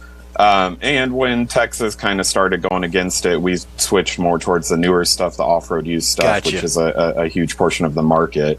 And that's where we're working with David. David is making huge steps in trying to get these things legalized for us, where it's a lot easier to get them licensed and on the road. And that's what confused me when he said in like the San Antonio, Austin area, they won't do that, but yet he's still here working in the vast majority of the Houston market, Huffman area as well. Sure. So Tim, do you carry inventory of these these off-road use vehicles, or do you just do it on a per order basis? I carry a huge inventory. Actually, I have you guys on my phone. If you guys want to do a little walk around the lot, I can show you everything we've got. Sure. Why not? Yeah, let's do that. Let me get up and walk out there with you. Yeah, because and I realize the reason that they're not allowed on the road, because some of these I think would fit in the back of a full-size pickup truck with a long bed. Yeah.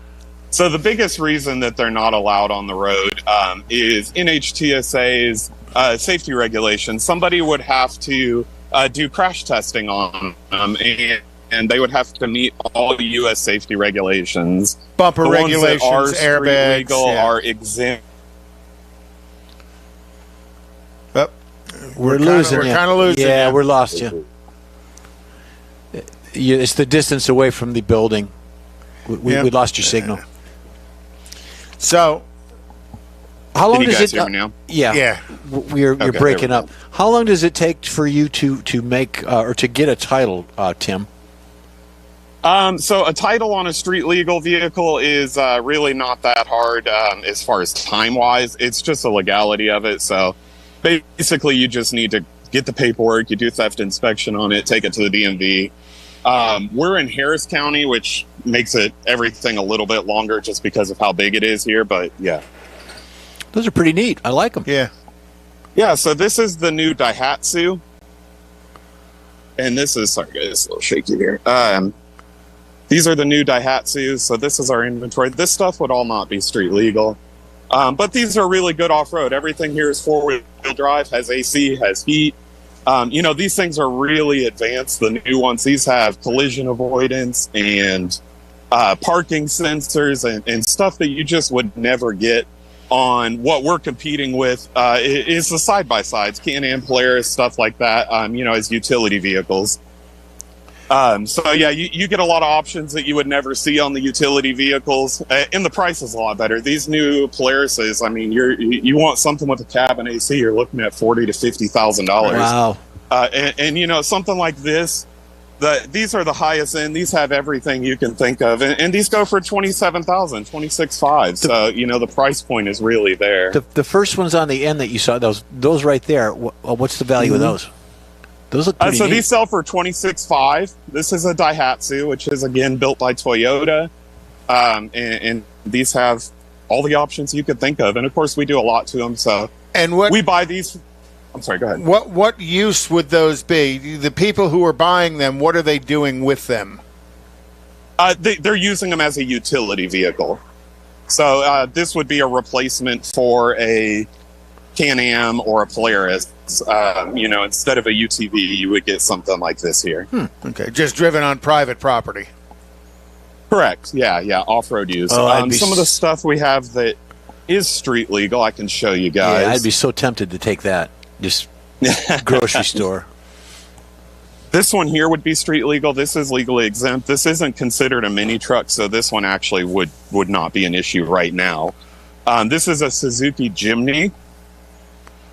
So they've been making this is actually what the Samurai body came from here in the United States. Mm-hmm. But this is a 660cc turbocharged engine in it. And it is, of course, four-wheel drive. This is one we had rebuilt. This is actually a 93 that had a frame-off restoration done. How many do you have on your property? How many do you have on your lot right now? About 25.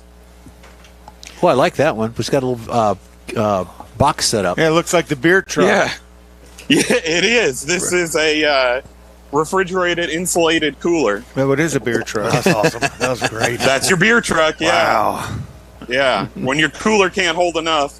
We got something like this, I think, for a deer camp. Something like this would be great. You can fill it full of ice, fill it full of beer, put your deer in there, whatever you need. Mm-hmm. Put your deer in there. Mother-in-law, whatever. Oh, wow. We have this one here. This is a real decommissioned Japanese fire truck. How cool is that? Yeah, oh, you've missed some of them, Don. They're actually pretty cool how cars. would you wind up with something like that on your lot there? We imported it from Japan. And you think that there's a market, somebody's going to want to buy that? I think, tow truck. Maybe the Huffman Fire Department would like an addition to their... I thought so. I'm going to walk around the front here and show you guys the front of it. Wait. So this is actually the fifth one that I've imported. And the fifth one I sold, and I thought the fire trucks would do well, but it's always property owners, and they like property owners and people with kids, because the kids just love the old fire trucks. But this actually has a 65 horsepower transfer pump on the back of it that works. So, a lot of the property owners are using them to move water and whatnot. And the fire trucks, people like them just because of how good of shape they're in. This thing only has 3,900 miles on it. Oh, my. Wow. And what year is it? It's a 1999. Wow, it's great shape. Wow. You got one next to it with the bed's kind of raised up. Yeah. Scissored up. That's a scissor lift.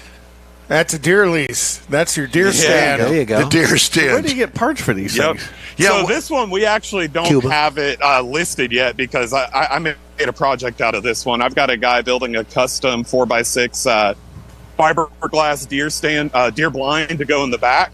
That's exactly and what I thought. the whole scissor lift system's on a remote, so you'll be able to go in and basically be a mobile deer blind. That won't be top heavy, is it? Mobile deer blind. It's going to fall right over. I doubt it. No? We have outriggers on it. Oh, so there it has you go. 4 little Outriggers. outriggers that come out with trailer jacks that stabilize it when you're up in the air. That is so Nice. cool. Yeah. What a great business. Yeah. And I assume that you're successful because you're still in business. He's got 25 on the lot. Yeah. I've been importing them for about 5 years. Where do you Officially, advertise we've this been in stuff? So we do a lot of social media advertisements, and that's where the bulk of it is. And of course, we're on a pretty busy road frontage road out here at Huffman. So. Oh, that's awesome. I'm going to go get one. I know. Look at that. I love those things. I like the first ones he showed with the big racks on the roof. The camel color and ones. the first ones also look like kind of an extended cab version as well. They are. That's called a jumbo cab. So you have 18 inches of extended cab, which gives you a little bit more room.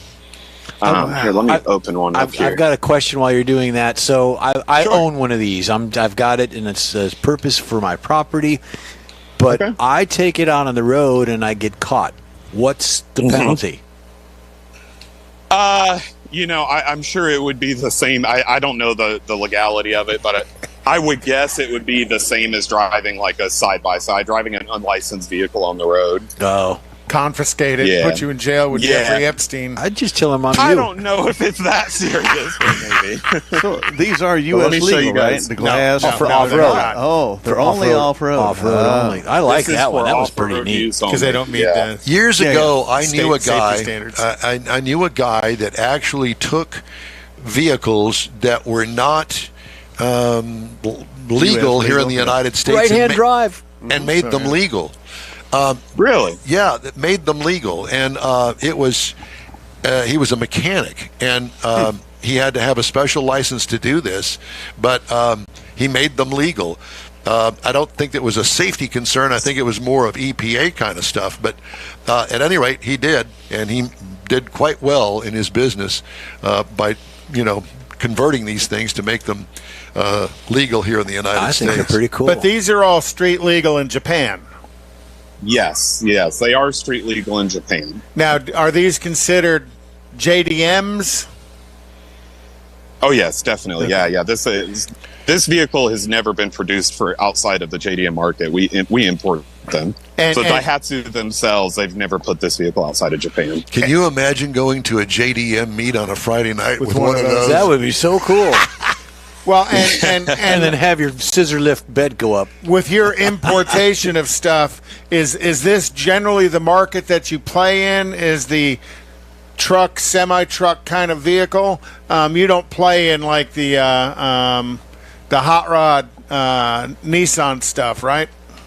We do, and I can get them in the country. I don't keep a stock of them. No. It's just outside of my market, but we can definitely get them for people. And it's just on an order-by basis with the hot rod style stuff. So do they also make these in a, for lack of a better phrase, that's what I'm looking for. Go. People movers versus vans. Yeah, look at the vans. Yeah. Oh, I like that. So this is called a deck van. And the deck van, they actually take the van body and they put a little truck bed on the back of it. I'll walk back here and show you guys. So it has just a little truck bed on the back. Big enough for your cooler. That's it. Yeah. Yeah, barely big enough for your cooler. Is it golf clubs or something?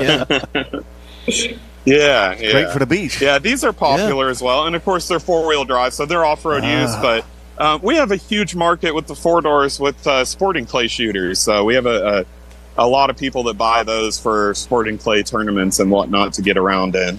That's awesome. So what's the typical range of price for these things? You said mid-20s. Our prices start. Okay. Yeah, our prices start around $8,500 on the used stuff. Something like this, like that'd be $17,000. Another $17,000. I think this one's $16,000. So, yeah, they're kind of all over the place in prices, just because we carry such a variety of conditions, age, and whatnot. So how do we get in touch with you guys? I mean, where do we find you? So we have we actually have just rebranded. We have a new website, TTPowersports.com. That has all of our Japanese stuff on it, as well as some. We carry motorcycles, side by sides, 4-wheelers, and stuff like that as well. Tell everybody where Huffman, Texas is. Huffman, Texas, northeast of Houston, right outside of the Humble area, right by Lake Houston. Gotcha. Cross 1960 and make a left. Yeah. Okay. That's it. Yeah. Cross 1960, make a right on 2100, and we're right by you'll see us as soon as you turn on to 2100 on the left. Okay. Perfect. All right. Well, hey, it's great to talk to you guys. Way too cool. Yeah, we're going to have to get back in touch with you guys, and when you get some new inventory that you think is unusual and neat, give us a call. We want to get you on and talk about it. Sure, let's do that. Sounds great. David Christian and Tim Odom. Thank you guys, and we'll talk to you again soon. Thanks. Yeah, thanks for having us. Fun. Yeah. Yeah, fun. All right. Let's see. Michael's I want to car remind review. you that if you'd like to get in touch with us, shoot us an email. The address is info@inwheeltime.com, and be sure and follow us on Facebook, too. Time now for, let's do this. Mike's Let's review? do the 2023 Maverick Trimmer There it is. review that Mr. Mars has recorded for us for today's playback. And The sound quality is awesome. yeah, this is from a 1935 phone booth. And here now is Mr. Mars with the review of the 2023 Ford Maverick. Okay, Mr. Mars, hello. This week I had a chance to drive the 2023 Ford Maverick. This is a compact pickup that was first reintroduced in 2022 under the Maverick name. Now it does come in 3 trim levels, an XL, XLT, and a Lariat, but you can also get some packages to add on top of that, such as the Trimmer, which is what we ended up with. So we had the 2023 Ford Maverick Lariat Trimmer all-wheel drive vehicle. Again, this is a compact truck. Up front you're going to find LED lighting, automatic headlights, power side mirrors. We got some power sliding rear window. Got molded splash guards in the front and the rear. Trimmer packaging all the way around, and it comes with a full-size spare to go along with the 17-inch dark aluminum wheels. This is the off-road package, so it's all got skid plates and a lot of other features on it that you're going to want to go a little bit off-road. Now inside we're going to find front bucket seats. The second is a flip-up seat with storage underneath it. Got an 8-inch center stack touchscreen on it. That's where you're going to find your rear view camera. You're going to find your Ford Sync 3 and all your infotainment and convenience controls. It also has wireless charging. Now under the hood, what's going to make this go, there is an option for a 2.5 liter hybrid, but we happen to have the 2.0 liter EcoBoost, which is the turbo version.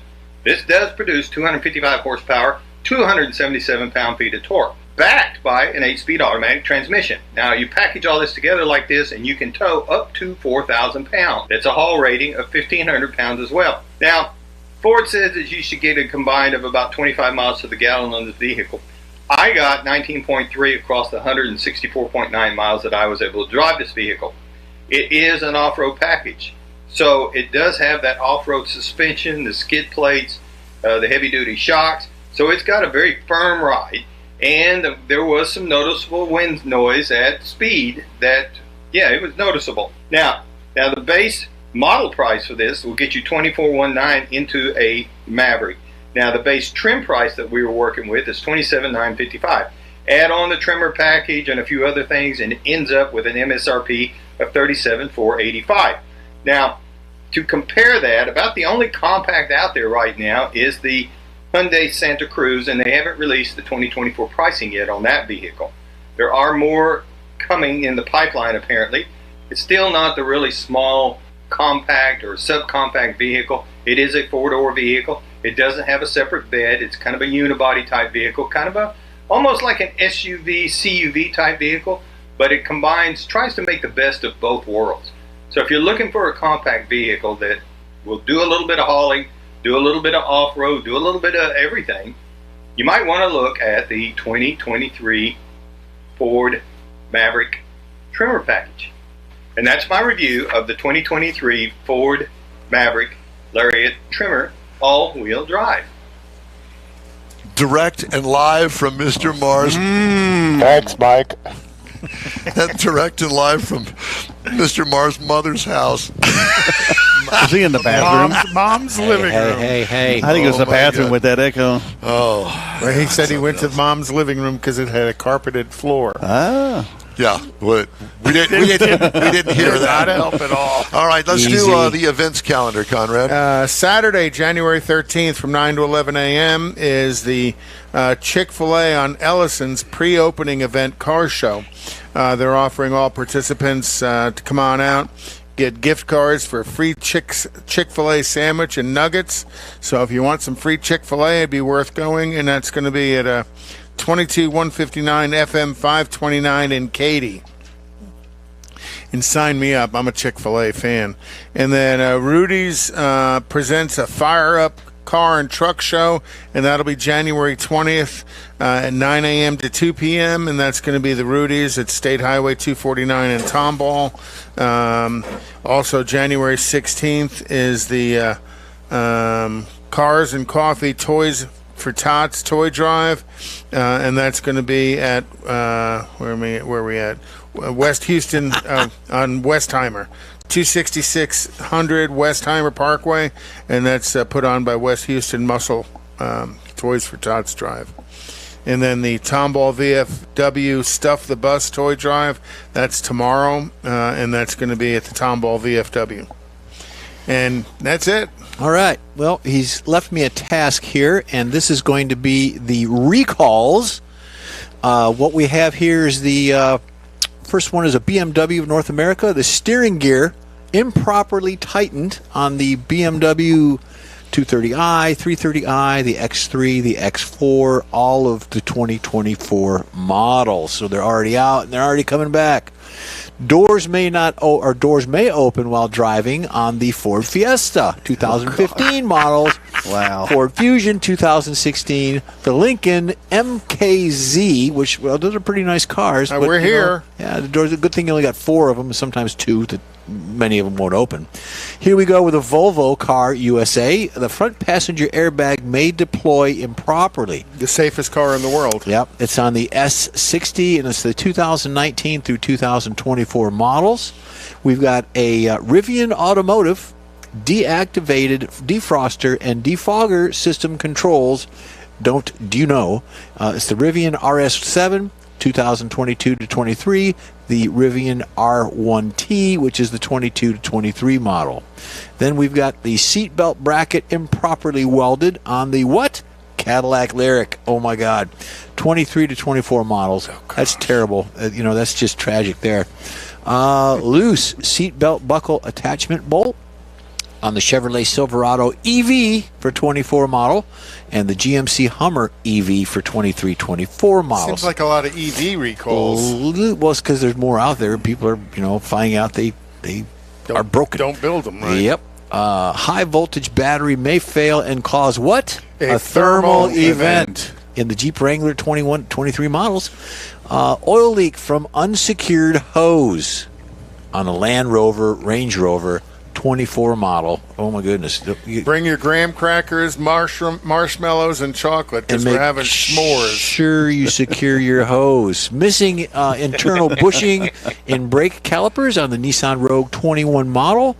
And the last one I have is the driver's airbag inflator may explode on the BMW X3. Oh, we just did that. But it only explodes once. Only one time, and then there you go.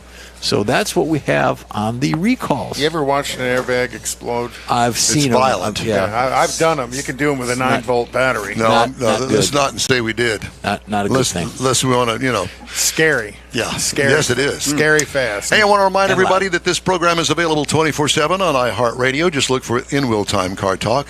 We also video stream on Facebook, YouTube, Twitch, and InWheelTime.com, and 30-minute podcasts are on your favorite podcast provider.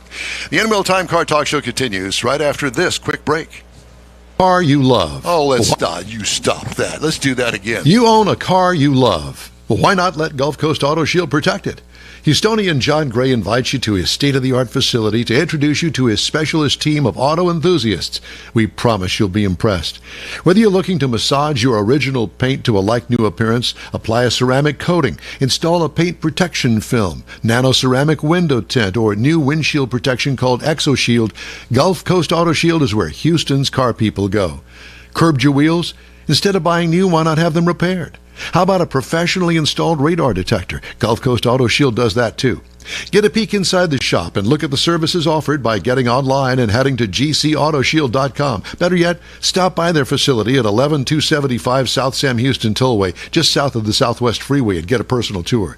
Gulf Coast Auto Shield is your place to go for all things exterior. Call them today, 832-930-5655 or gcautoshield.com. The original group of Lupi Tortilla restaurants will have you telling your family and friends just what the original recipes mean when it comes to the best fajitas in Southeast Texas. Founder Stan Holt invites you to visit the original Lupi Tortilla near I-10 and Highway 6. Here's the original house that inspired the design of all the rest and the original charm that helped make Lupi Tortilla the go-to destination for Houston Tex-Mex. Speaking of original, nothing can compete with the original lime pepper marinade that everyone will agree makes Lupi Tortilla award-winning beef fajitas the best anywhere. Lupi Tortilla Katy is another location that gives you the same quality and service Houstonians have come to expect at Lupi's. It's located just off I-10 and the Grand Parkway at Kingsland Boulevard in Katy. Find yourself in Aggieland? Head to the Lupi Tortilla in College Station, located just around the corner from Kyle Field. It's a great place to enjoy those famous frozen margaritas before or after the game. Headed east to Louisiana, stop in at the Lupi Tortilla in Beaumont. It too's on I-10. You can't miss it. The original group of Lupi Tortilla restaurants invites you in for the best Tex-Mex anywhere.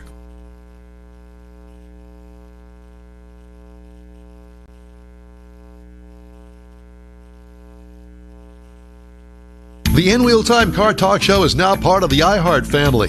Now you'll have access to 24/7 Car Talk anytime you need a fix.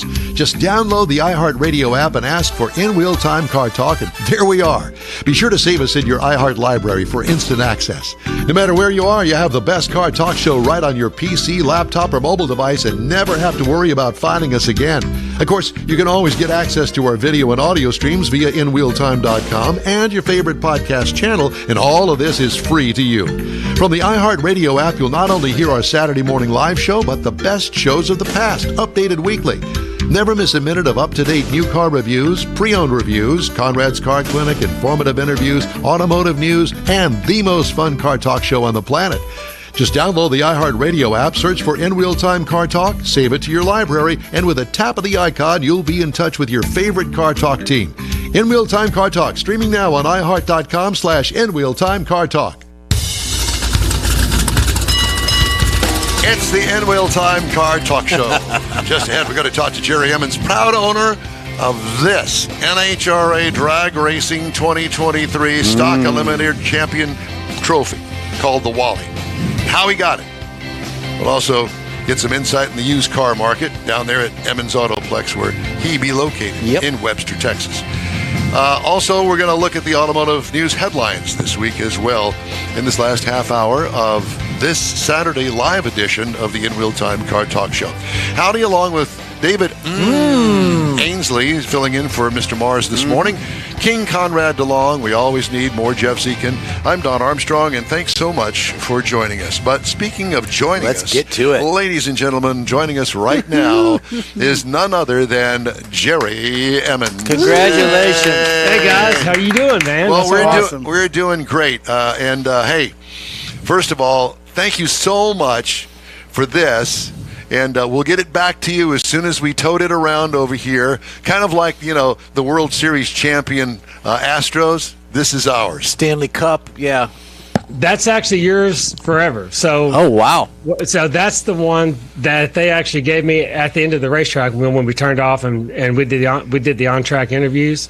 So that's the one they gave me. I just called NHRA and just ordered another one. So for the show. God bless you. Wow. Well, it'll always be on display here in the In Wheel Time Studios. I was amazed at how physically heavy it is. Yeah. I watch you guys all there at the end, and everybody holds it up with one arm and waves it around in the air. That's right. Yep. That's not an easy task. And we have your wonderful note, your personalized note. We have that framed as well, so that will be in conjunction with I love Mr. that. Parks. Thank you very much for doing that. Yep. Yeah, that's a very special Wally for us. It was our family's 50th NHRA National Event Wally, so we take a lot of pride in that. And I know on our previous show we had talked about, hey, the next national event we win, you guys are going to get our 50th, especially because it's the 50th, because it has a lot of meaning to us. Yeah. And we've been really privileged to be part of your show, and we just enjoy that. Well, I think we coaxed you. We coaxed you into it with all this other hardware we have behind it. Yeah, fair enough. But it doesn't come anywhere close to the meaning behind this. The 50, and how ironic, the 50th family win, and it's the championship. Absolutely. So after we won that, so because of the NHRA and the scheduling of the races, that was our second national event of the year that we attended, because the Houston event is now no more. Right. So we were supposed to attend our first NHRA national event in Topeka, Kansas. We didn't have all of our fleet ready. So the U.S. Nationals was our first national event. Dallas was our second. And then as we traveled out west, we had to secure the NHRA Division IV Stock Championship as we went out west. And we did that at the last race that we could do it at, which was the Vegas Divisional. And that was pretty special. How do you keep up with points and where you place nationally with all of the others in your division? So NHRA has a pretty good point system. So for the national events, to win a national championship like we did in 21 and 94, you go to your best 6 NHRA national events, which is what you have there on your table, and NHRA lets you claim the best 3 out of the 6. Now, and then to go along with that points total, you go to 8 NHRA Lucas Oil divisional events. So you have to attend those to qualify to run at the national events. That's on a grading system. The less you go to, you may not be able to get in as the races give, because you have a quota. NHRA says, okay, for the Dallas National, you only 55 guys can enter this event. Used to, it was wide open. But as NHRA has grown, the classes that they have brought into the sport has grown, so they've had to diminish each size of the category. Yeah. So whereas before we would run 100 to 128 cars, which now only is allowed at Indy, at the Dallas National, the Vegas National, and the Pomona, California, the quota was 55 in Dallas, and I believe it was 60 in Pomona, California. So you've got to earn your way in. NHRA does a really good job of structuring the points, right. And you get to go to 8 divisional events to claim your best 5. Nationally, you go to 6 and claim your best 3. Man, this is not some Friday night bowling league, is it? No, not at all. And and it's crazy because we've been very blessed and very fortunate to actually do well while we've since we started doing this when we were kids, and my dad was doing it with my older brother. But when they did the on track interview, like I kind of got choked up a little bit and got a little emotional, because I was just thinking, because at this event now is our home event, so to speak, right? Yes, right. Yeah. Longer. Yeah. And all my brothers were there. All of our children were there. I have 2 I kind of joke with myself, like ever since I became a family guy, having my own children, I've become a little bit more emotional, right? So things mean more as you get older. Oh, tell me about that. Yeah. So I'm looking around and I see all my brothers, all the kids, and all my friends were there. And then so I think about my dad and all the that special time behind the windshield. Man, when we were going to the races in the early 90s, it was a crew cab car hauler with a car on the back with the trailer hooked up to the back, and we were just going to the races with the 454 with a granny transmission going up down the road. So when they interview you, you don't really know what to say. Obviously, you want to thank everyone that's helped you along the way. But I was just thinking about my dad at that time. I was like, man, I just, everything that he sacrificed is really worth it. And we enjoyed it. It's not anything that he forced on us. It was actually the opposite way. We had to be part of what he was doing. Like, we had to go out in the garage and polish wheels and armor all tires and wax it, clean the windows. He didn't say, hey, come on, let's load up in the truck and go racing. You had to kind of earn, and I don't say that in a negative way, but you had to kind of earn your spot to be able to go to the races. Something that you're proud of and you want to do. I know when my dad worked on the car, he didn't ask me to be there with him. I was with him every step of the way on some old DeSoto that somehow he, bale wired together and kept the thing running, and made his own battery charger because he couldn't afford to buy one. So he made one of his own because of those cold winters in Wisconsin. Either that or you didn't have a car to start in the morning. And so I can totally get it. And I know that when we moved down here in 1962, Myers Speedway was up and running, and it was a big deal. And I was there every Saturday night in the mid-'60s. And I'll also tell you that, my first drag race, my dad really wasn't into the drag racing part of it, but my buddies were. And that's the point that I was trying to make. The friendships that are gathered up, these guys were friends of another friend of mine that we all got together and decided to do this car talk show. Stan Holt. I met Stan Holt on the road when I was working on the Valvoline Top Fuel team. and that's about the time that I think I met you guys as well. Okay, and it's right. It's a family, and it's a road trip family, and doing something that you really love, the passion that you have, like the guy that goes bowling on Friday night that's really passionate about winning the championship. It's no different. You got these friends, and yet this is what the camaraderie is. And I could not agree more. Yeah, and you mentioned Stan Holt. We got Stan Holt, Dale Holquist. Like, we have a lot more friends in the racing community that we really cherish. They're more like family to us. And look, we've been in the car business longer than we've been in the drag racing business. And I think we have more friends in the racing world than we do in the car business. It's, the car business is our passion, but the drag racing is definitely something. It's the going love. Camping every weekend. I mean, it's a job. We take it very seriously, just as Dale does and Stan Holt. It's we have a good time, but it's a serious program. We go out there to win because we have the memory of my dad that we want to keep alive, and obviously, if you're taking time away from your business, you're going to have to perform, and that's kind of like that's just the way we do it. Are you training your kids yet? Not yet. So my older brother has 2 boys that are in the junior dragster program. Mine are a little young for that right now, but that's the route they're going. Yeah. Well, I mean, I was always a firm believer in expose your kids to all of that stuff, and some of it'll stick, some of it won't, and whatever sticks, go for it. And absolutely. Yeah. So I have the race shop is behind my house. So every Sunday after church, when we come back to the house, the kids will come back. And again, I don't ask them to come out, but they'll come out. And they'll watch, they'll watch what I do, changing oil, running valves, that kind of thing.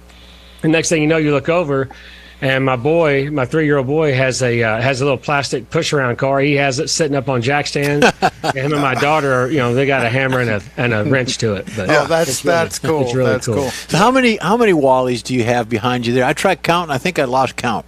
Well, some are our division championships. Some of these are the nationals. Those are division championships, and those are divisional event wins. Those are just ones that we can put up here. We have some at the house, but they all have. Every one of them has a special memory behind it. Yeah, absolutely. So and interesting, when you go to Dallas, I don't know if you guys know, but when you win the NHRA national event in Norwalk, Ohio, they give you a national event Wally. But they also give you the ice cream scoop. Their claim to fame is you get a 1 pound of ice cream for like $1. Well, since the economy's gone up, they've had to just change that recently. But you get an actual ice cream scoop. So one thing that's really iconic about winning at the Texas Motorplex is that is all the winners. So from the professional categories to the sportsman categories, you get your name in a brick. So this is a paver. I don't know if you can see that. Yeah, so we can. Yeah. So back in '94, that was my first national event win there. So it's shaped in the state of Texas. So they have these pavers all along the front of the tower section. And the only reason why I have this is because they remodeled it and laid all new pavers down. Sure. So they called me and said, hey, we have some of your bricks. Would you like one? I said, yeah. So it's just a shape of Texas. And then also what they started doing, which is really cool, is they give everybody the Texas Cowboy hat. Yeah, right? baby. So, and then if you can see, they actually make this while you're there. So they fit it to your head. That's the Bowie Hat Company, I believe, or out of Bowie, Texas. But see, they brand it with the Texas Motorplex brand. So wow, very cool. Really cool to have that, to have these extra kind of stuff.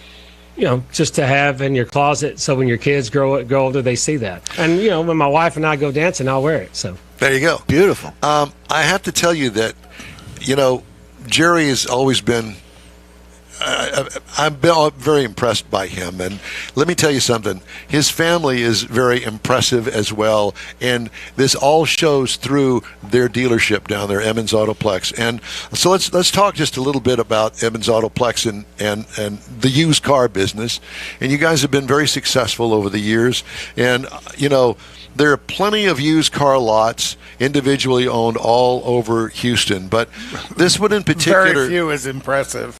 Yeah, and Jerry, I mean, it says a lot about the way you guys do business down there, that you've been so successful over the years, and you have cheap cars, but you also have some gently used, really nice cars. And it seems to me that the majority of what you sell are really nice used cars. I know our engineer, David Ainsley, has bought several cars from you. 6. He said he's bought 6. And one of the ones that's most impressive to me, don't laugh, is the minivan. Yes, I want the that Toyota van. minivan Incredible. that was spotless. It was 35,000 miles and owned by an older couple that got rid of it, and Ainsley bought it. I thought, man, I would have liked to have bought And that. he's driven it across the United States.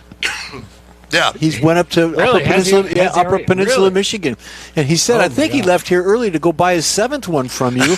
So, Well, I hope so. I hope to see him. yeah. But So- so tell me about used car market. I know that things are crazy.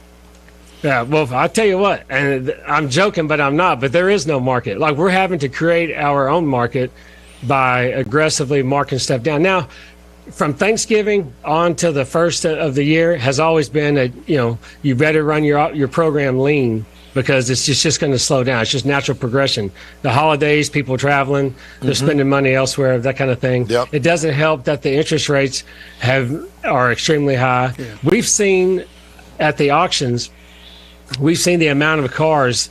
Like, for example, two sales that I attend every week generally have around 400 to 500 cars a week, available to buy. Well, now they're only posting maybe 300 in the low 300s, high 280s, and that's been for the last several weeks. I don't believe the dealers are getting as many trades. We feel that effect here.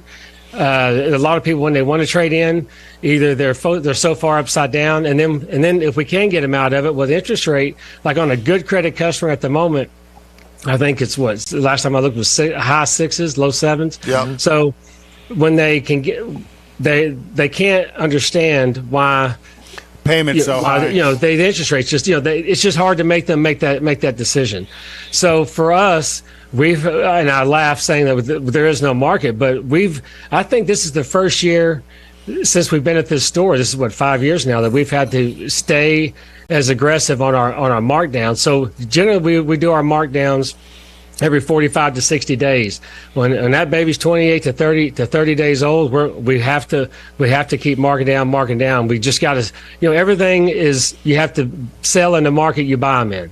And so the longer these cars sit here, the worse it's going to get. So it's great right now. To me, it's a buyer's market. Even on the performance side, I have a lot of friends in the racing world who have really good quality cars, but they race cars for sale, but they're not moving as well. But on the retail side, for us at Emmons Autoplex, it's a buyer's market for sure. The markdowns have been aggressively coming. I think we're still going to fall short of our total sales from last year, but we're going to make it up next year. I think next year will be a lot better. Obviously with the high interest rates, it did affect our business some. Well, I think that the interest rates are finally stabilizing a bit, and I guess it'll take some time for us to see if that really holds true. But in the meantime, how are you doing on inventory over there, and what price bracket you sell the most of? So right now we have, I just looked at last night before I left. So we have 804 in inventory, but actually 528 is online. So that's not really good. But every day, like I just looked, we have 50 cars in our photo line. So once they can generally do 30 to 35 a day, and then they upload them every night at midnight. So it's just a constant flow from when they come in, they go through the make ready process. So inventory is not a problem. It's just getting it online quick enough so that we can get to the buyers immediately. Well, and our cream of the crop price point is 25,000 and back. Say 28,000 and down. That's our sweet spot. If we can sell anything under 10,000, it's not here for more than 3 to 4 days. Well, at $28,000, that seems to me like a real sweet spot. Now, what kind of cars are you talking about? 3-year-old, 5-year-old cars? Yes. So we're talking 4 to 5-year-old vehicles with low mileage. Pickup trucks. We seem to do really good. Obviously with lifted trucks, but that drives the price up a little bit more. But the stock trucks, like 2015, with I say average miles, let's just say 70,000 miles and less. That's a good price point there. That's that 25 to 28,000. Gotcha. You also carry a pretty good selection of Jeeps. Absolutely. I've noticed that looking online at your inventory, you've always got a great selection of Jeeps. I mean, in my opinion, it is a better selection than some new car dealers in the range of Jeeps you have, including the range of prices that you have. You know, everything from, you know, the sub $15,000 vehicle on up to the $60,000, $70,000 vehicle. You guys have a good selection of stuff if people are out looking. Thank you very much. And yeah, and so like we try to have like a Jeep that's lifted, or we try to have a stock one. Like some people like the 2 doors, some like the 4 doors. The hard tops seem to sell better, but when the summertime comes, the soft tops seem to do pretty good as well. But absolutely on the Jeeps, especially in the area that we're in. Galveston's 30 miles away. People want to go to the beach. So the Jeeps have definitely been one of our favorite sellers. And I think the longer we've been here, people that just drive by, just the drive-by traffic, people will come in, and we always ask, "Hey, how'd you find out about us? Was it, through the internet, Google search, through the in-wheel time?" Like yeah, or in-wheel time, absolutely. So, and they'll say, "Well, man, we were just driving by, and we're sitting at the red light, and the traffic's backed up in the evening here." And so they see the front line of Jeep. So they said, "Well, we just know because we travel this road that you guys have a pretty good selection." Yeah. Well, listen, we love your dealership, and we love you and your brothers and the family and all more than you know. And we certainly, I can't thank you enough for sharing this Wally with us. This is awesome. And it'll be with us for a long time, and we appreciate you, sir, and hope that you have a wonderful Christmas. Tell everybody we said hello. By the way, we're having the In-Wheel Time Christmas party over at Stan Holt's Loopy 1, so come join us next Saturday around lunchtime.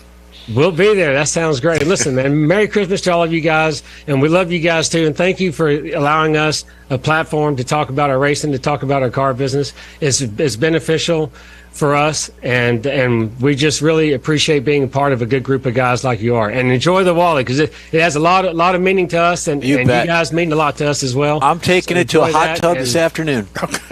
Right on. Awesome. Jerry, take care, brother. Thank you very, very much Thanks, for joining us. All right, bye-bye.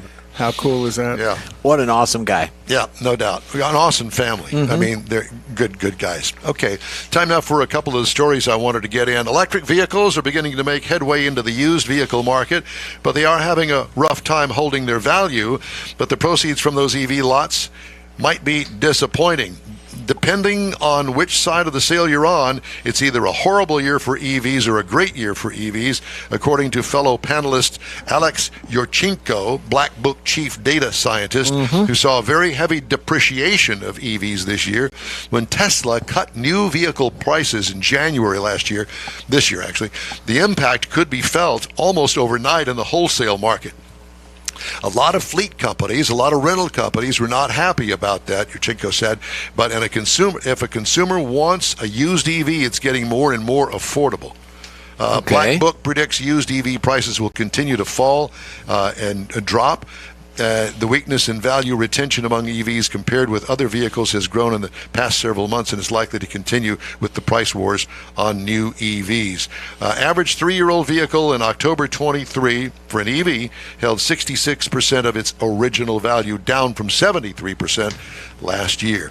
As far as sales are concerned, the seasonally adjusted annual rate of new car sales, after peaking this year just above 16 million in June and July, is expected to continue cooling, finishing November at 15.3 million to 15.5 million. Forecasters say the SAAR, which is the seasonally adjusted annual rate of sales, tallied 14.36 million vehicles in November of 22 and 15.66 million in October of this year. There's one in particular that I wanted to. Yeah, there's the deer crossing thing. Did you read about the deer crossing thing? I have not. U.S. Department of Transportation awarding $110 million to fund 19 projects in 17 states to help reduce car collisions with wildlife and help animals safely cross the roadways to putting up these ginormous fences. Weren't they, stop the crashes with other people crashing? Yeah. Well, there's that. Jeep is dropping the Renegade subcompact from its lineup in the U.S. and Canada. Nobody will notice. Nobody. The Renegade, which starts at $29,445, sits just below the Compass. Compass, which begins at $29,995, will become Jeep's entry-level nameplate. Renegade, had its best year in 2016 with 106,000 sold. Sales have declined every year since then, dropping to just under 27,000 in 2022, and are down 35% more this year through September. Yikes. Former Coyle Automotive Group manager was arrested December 1st on suspicion of embezzling more than $200,000. Seems to be a pattern.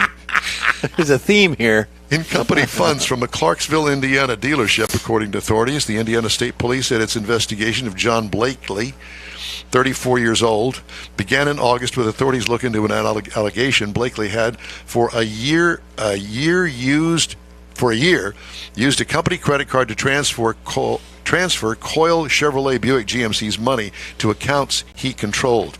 Business issued the company credit card to John Blakely. However, the card was only to be used as part of his business dealings with vehicle wholesalers, according to the state police. Blakely was arrested on suspicion of 1 count of theft and 1 count of corrupt business practices, both felonies. He pleaded not guilty to both counts at an initial hearing December 4th. He's going to be on the last train to Clarksville. Oh, boy. Oh, my gosh. And Ventura, California dealership remains on the hook for $4 million jury verdict arising from a fatal accident caused by a sales manager who was rushing to the store on his day off to close a deal. He got in an accident, somebody died, and now the victim is suing the dealership and saying that they're liable for the fatal accident caused by the salesman because he was off duty and he was rushing there so he would make his commission. Yikes. The car business is crazy, but not unlike most other businesses in this world these days. Okay, it's time now for us to take a little break. It is. And we're going to do that, and then we're going to wrap up today's show here on In Wheel Time. So we invite you to stay with us for more exciting things. You own a car you love. Well, why not let Gulf Coast Auto Shield protect it? Houstonian John Gray invites you to his state-of-the-art facility to introduce you to his specialist team of auto enthusiasts. We promise you'll be impressed. Whether you're looking to massage your original paint to a like-new appearance, apply a ceramic coating, install a paint protection film, nano-ceramic window tint, or new windshield protection called ExoShield, Gulf Coast Auto Shield is where Houston's car people go. Curbed your wheels? Instead of buying new, why not have them repaired? How about a professionally installed radar detector? Gulf Coast Auto Shield does that too. Get a peek inside the shop and look at the services offered by getting online and heading to gcautoshield.com. Better yet, stop by their facility at 11275 South Sam Houston Tollway, just south of the Southwest Freeway, and get a personal tour. Gulf Coast Auto Shield is your place to go for all things exterior. Call them today, 832-930-5655 or gcautoshield.com. The original group of Lupe Tortilla restaurants will have you telling your family and friends just what the original recipes mean when it comes to the best fajitas in Southeast Texas. Founder Stan Holt invites you to visit the original Lupe Tortilla near I-10 and Highway 6. Here's the original house that inspired the design of all the rest and the original charm that helped make Lupe Tortilla the go-to destination for Houston Tex-Mex. Speaking of original, nothing can compete with the original lime pepper marinade that everyone will agree makes Lupe Tortilla award-winning beef fajitas the best anywhere. Lupe Tortilla Katy is another location that gives you the same quality and service Houstonians have come to expect at Lupe's. It's located just off I-10 and the Grand Parkway at Kingsland Boulevard in Katy. Find yourself in Aggie Land? Head to the Lupe Tortilla in College Station, located just around the corner from Kyle Field. It's a great place to enjoy those famous frozen margaritas before or after the game. Headed east to Louisiana, stop in at the Lupe Tortilla in Beaumont. It too's on I-10. You can't miss it. The original group of Lupe Tortilla restaurants invites you in for the best Tex-Mex anywhere. The In Wheel Time Car Talk Show is now part of the iHeart family. Now you'll have access to 24/7 Car Talk anytime you need a fix. Just download the iHeart Radio app and ask for In Wheel Time Car Talk, and there we are. Be sure to save us in your iHeart library for instant access. No matter where you are, you have the best Car Talk Show right on your PC, laptop, or mobile device and never have to worry about finding us again. Of course, you can always get access to our video and audio streams via InWheelTime.com and your favorite podcast channel, and all of this is free to you. From the iHeartRadio app, you'll not only hear our Saturday morning live show, but the best shows of the past, updated weekly. Never miss a minute of up-to-date new car reviews, pre-owned reviews, Conrad's Car Clinic, informative interviews, automotive news, and the most fun car talk show on the planet. Just download the iHeartRadio app, search for In Wheel Time Car Talk, save it to your library, and with a tap of the icon, you'll be in touch with your favorite Car Talk team. In Wheel Time Car Talk, streaming now on iHeart.com/InWheelTimeCarTalk. Well, that's it for this week's In Wheel Time Car Talk Show. Here's your invitation to follow us on Facebook. Give us a like, tell your friends about us, and share our stuff if you would.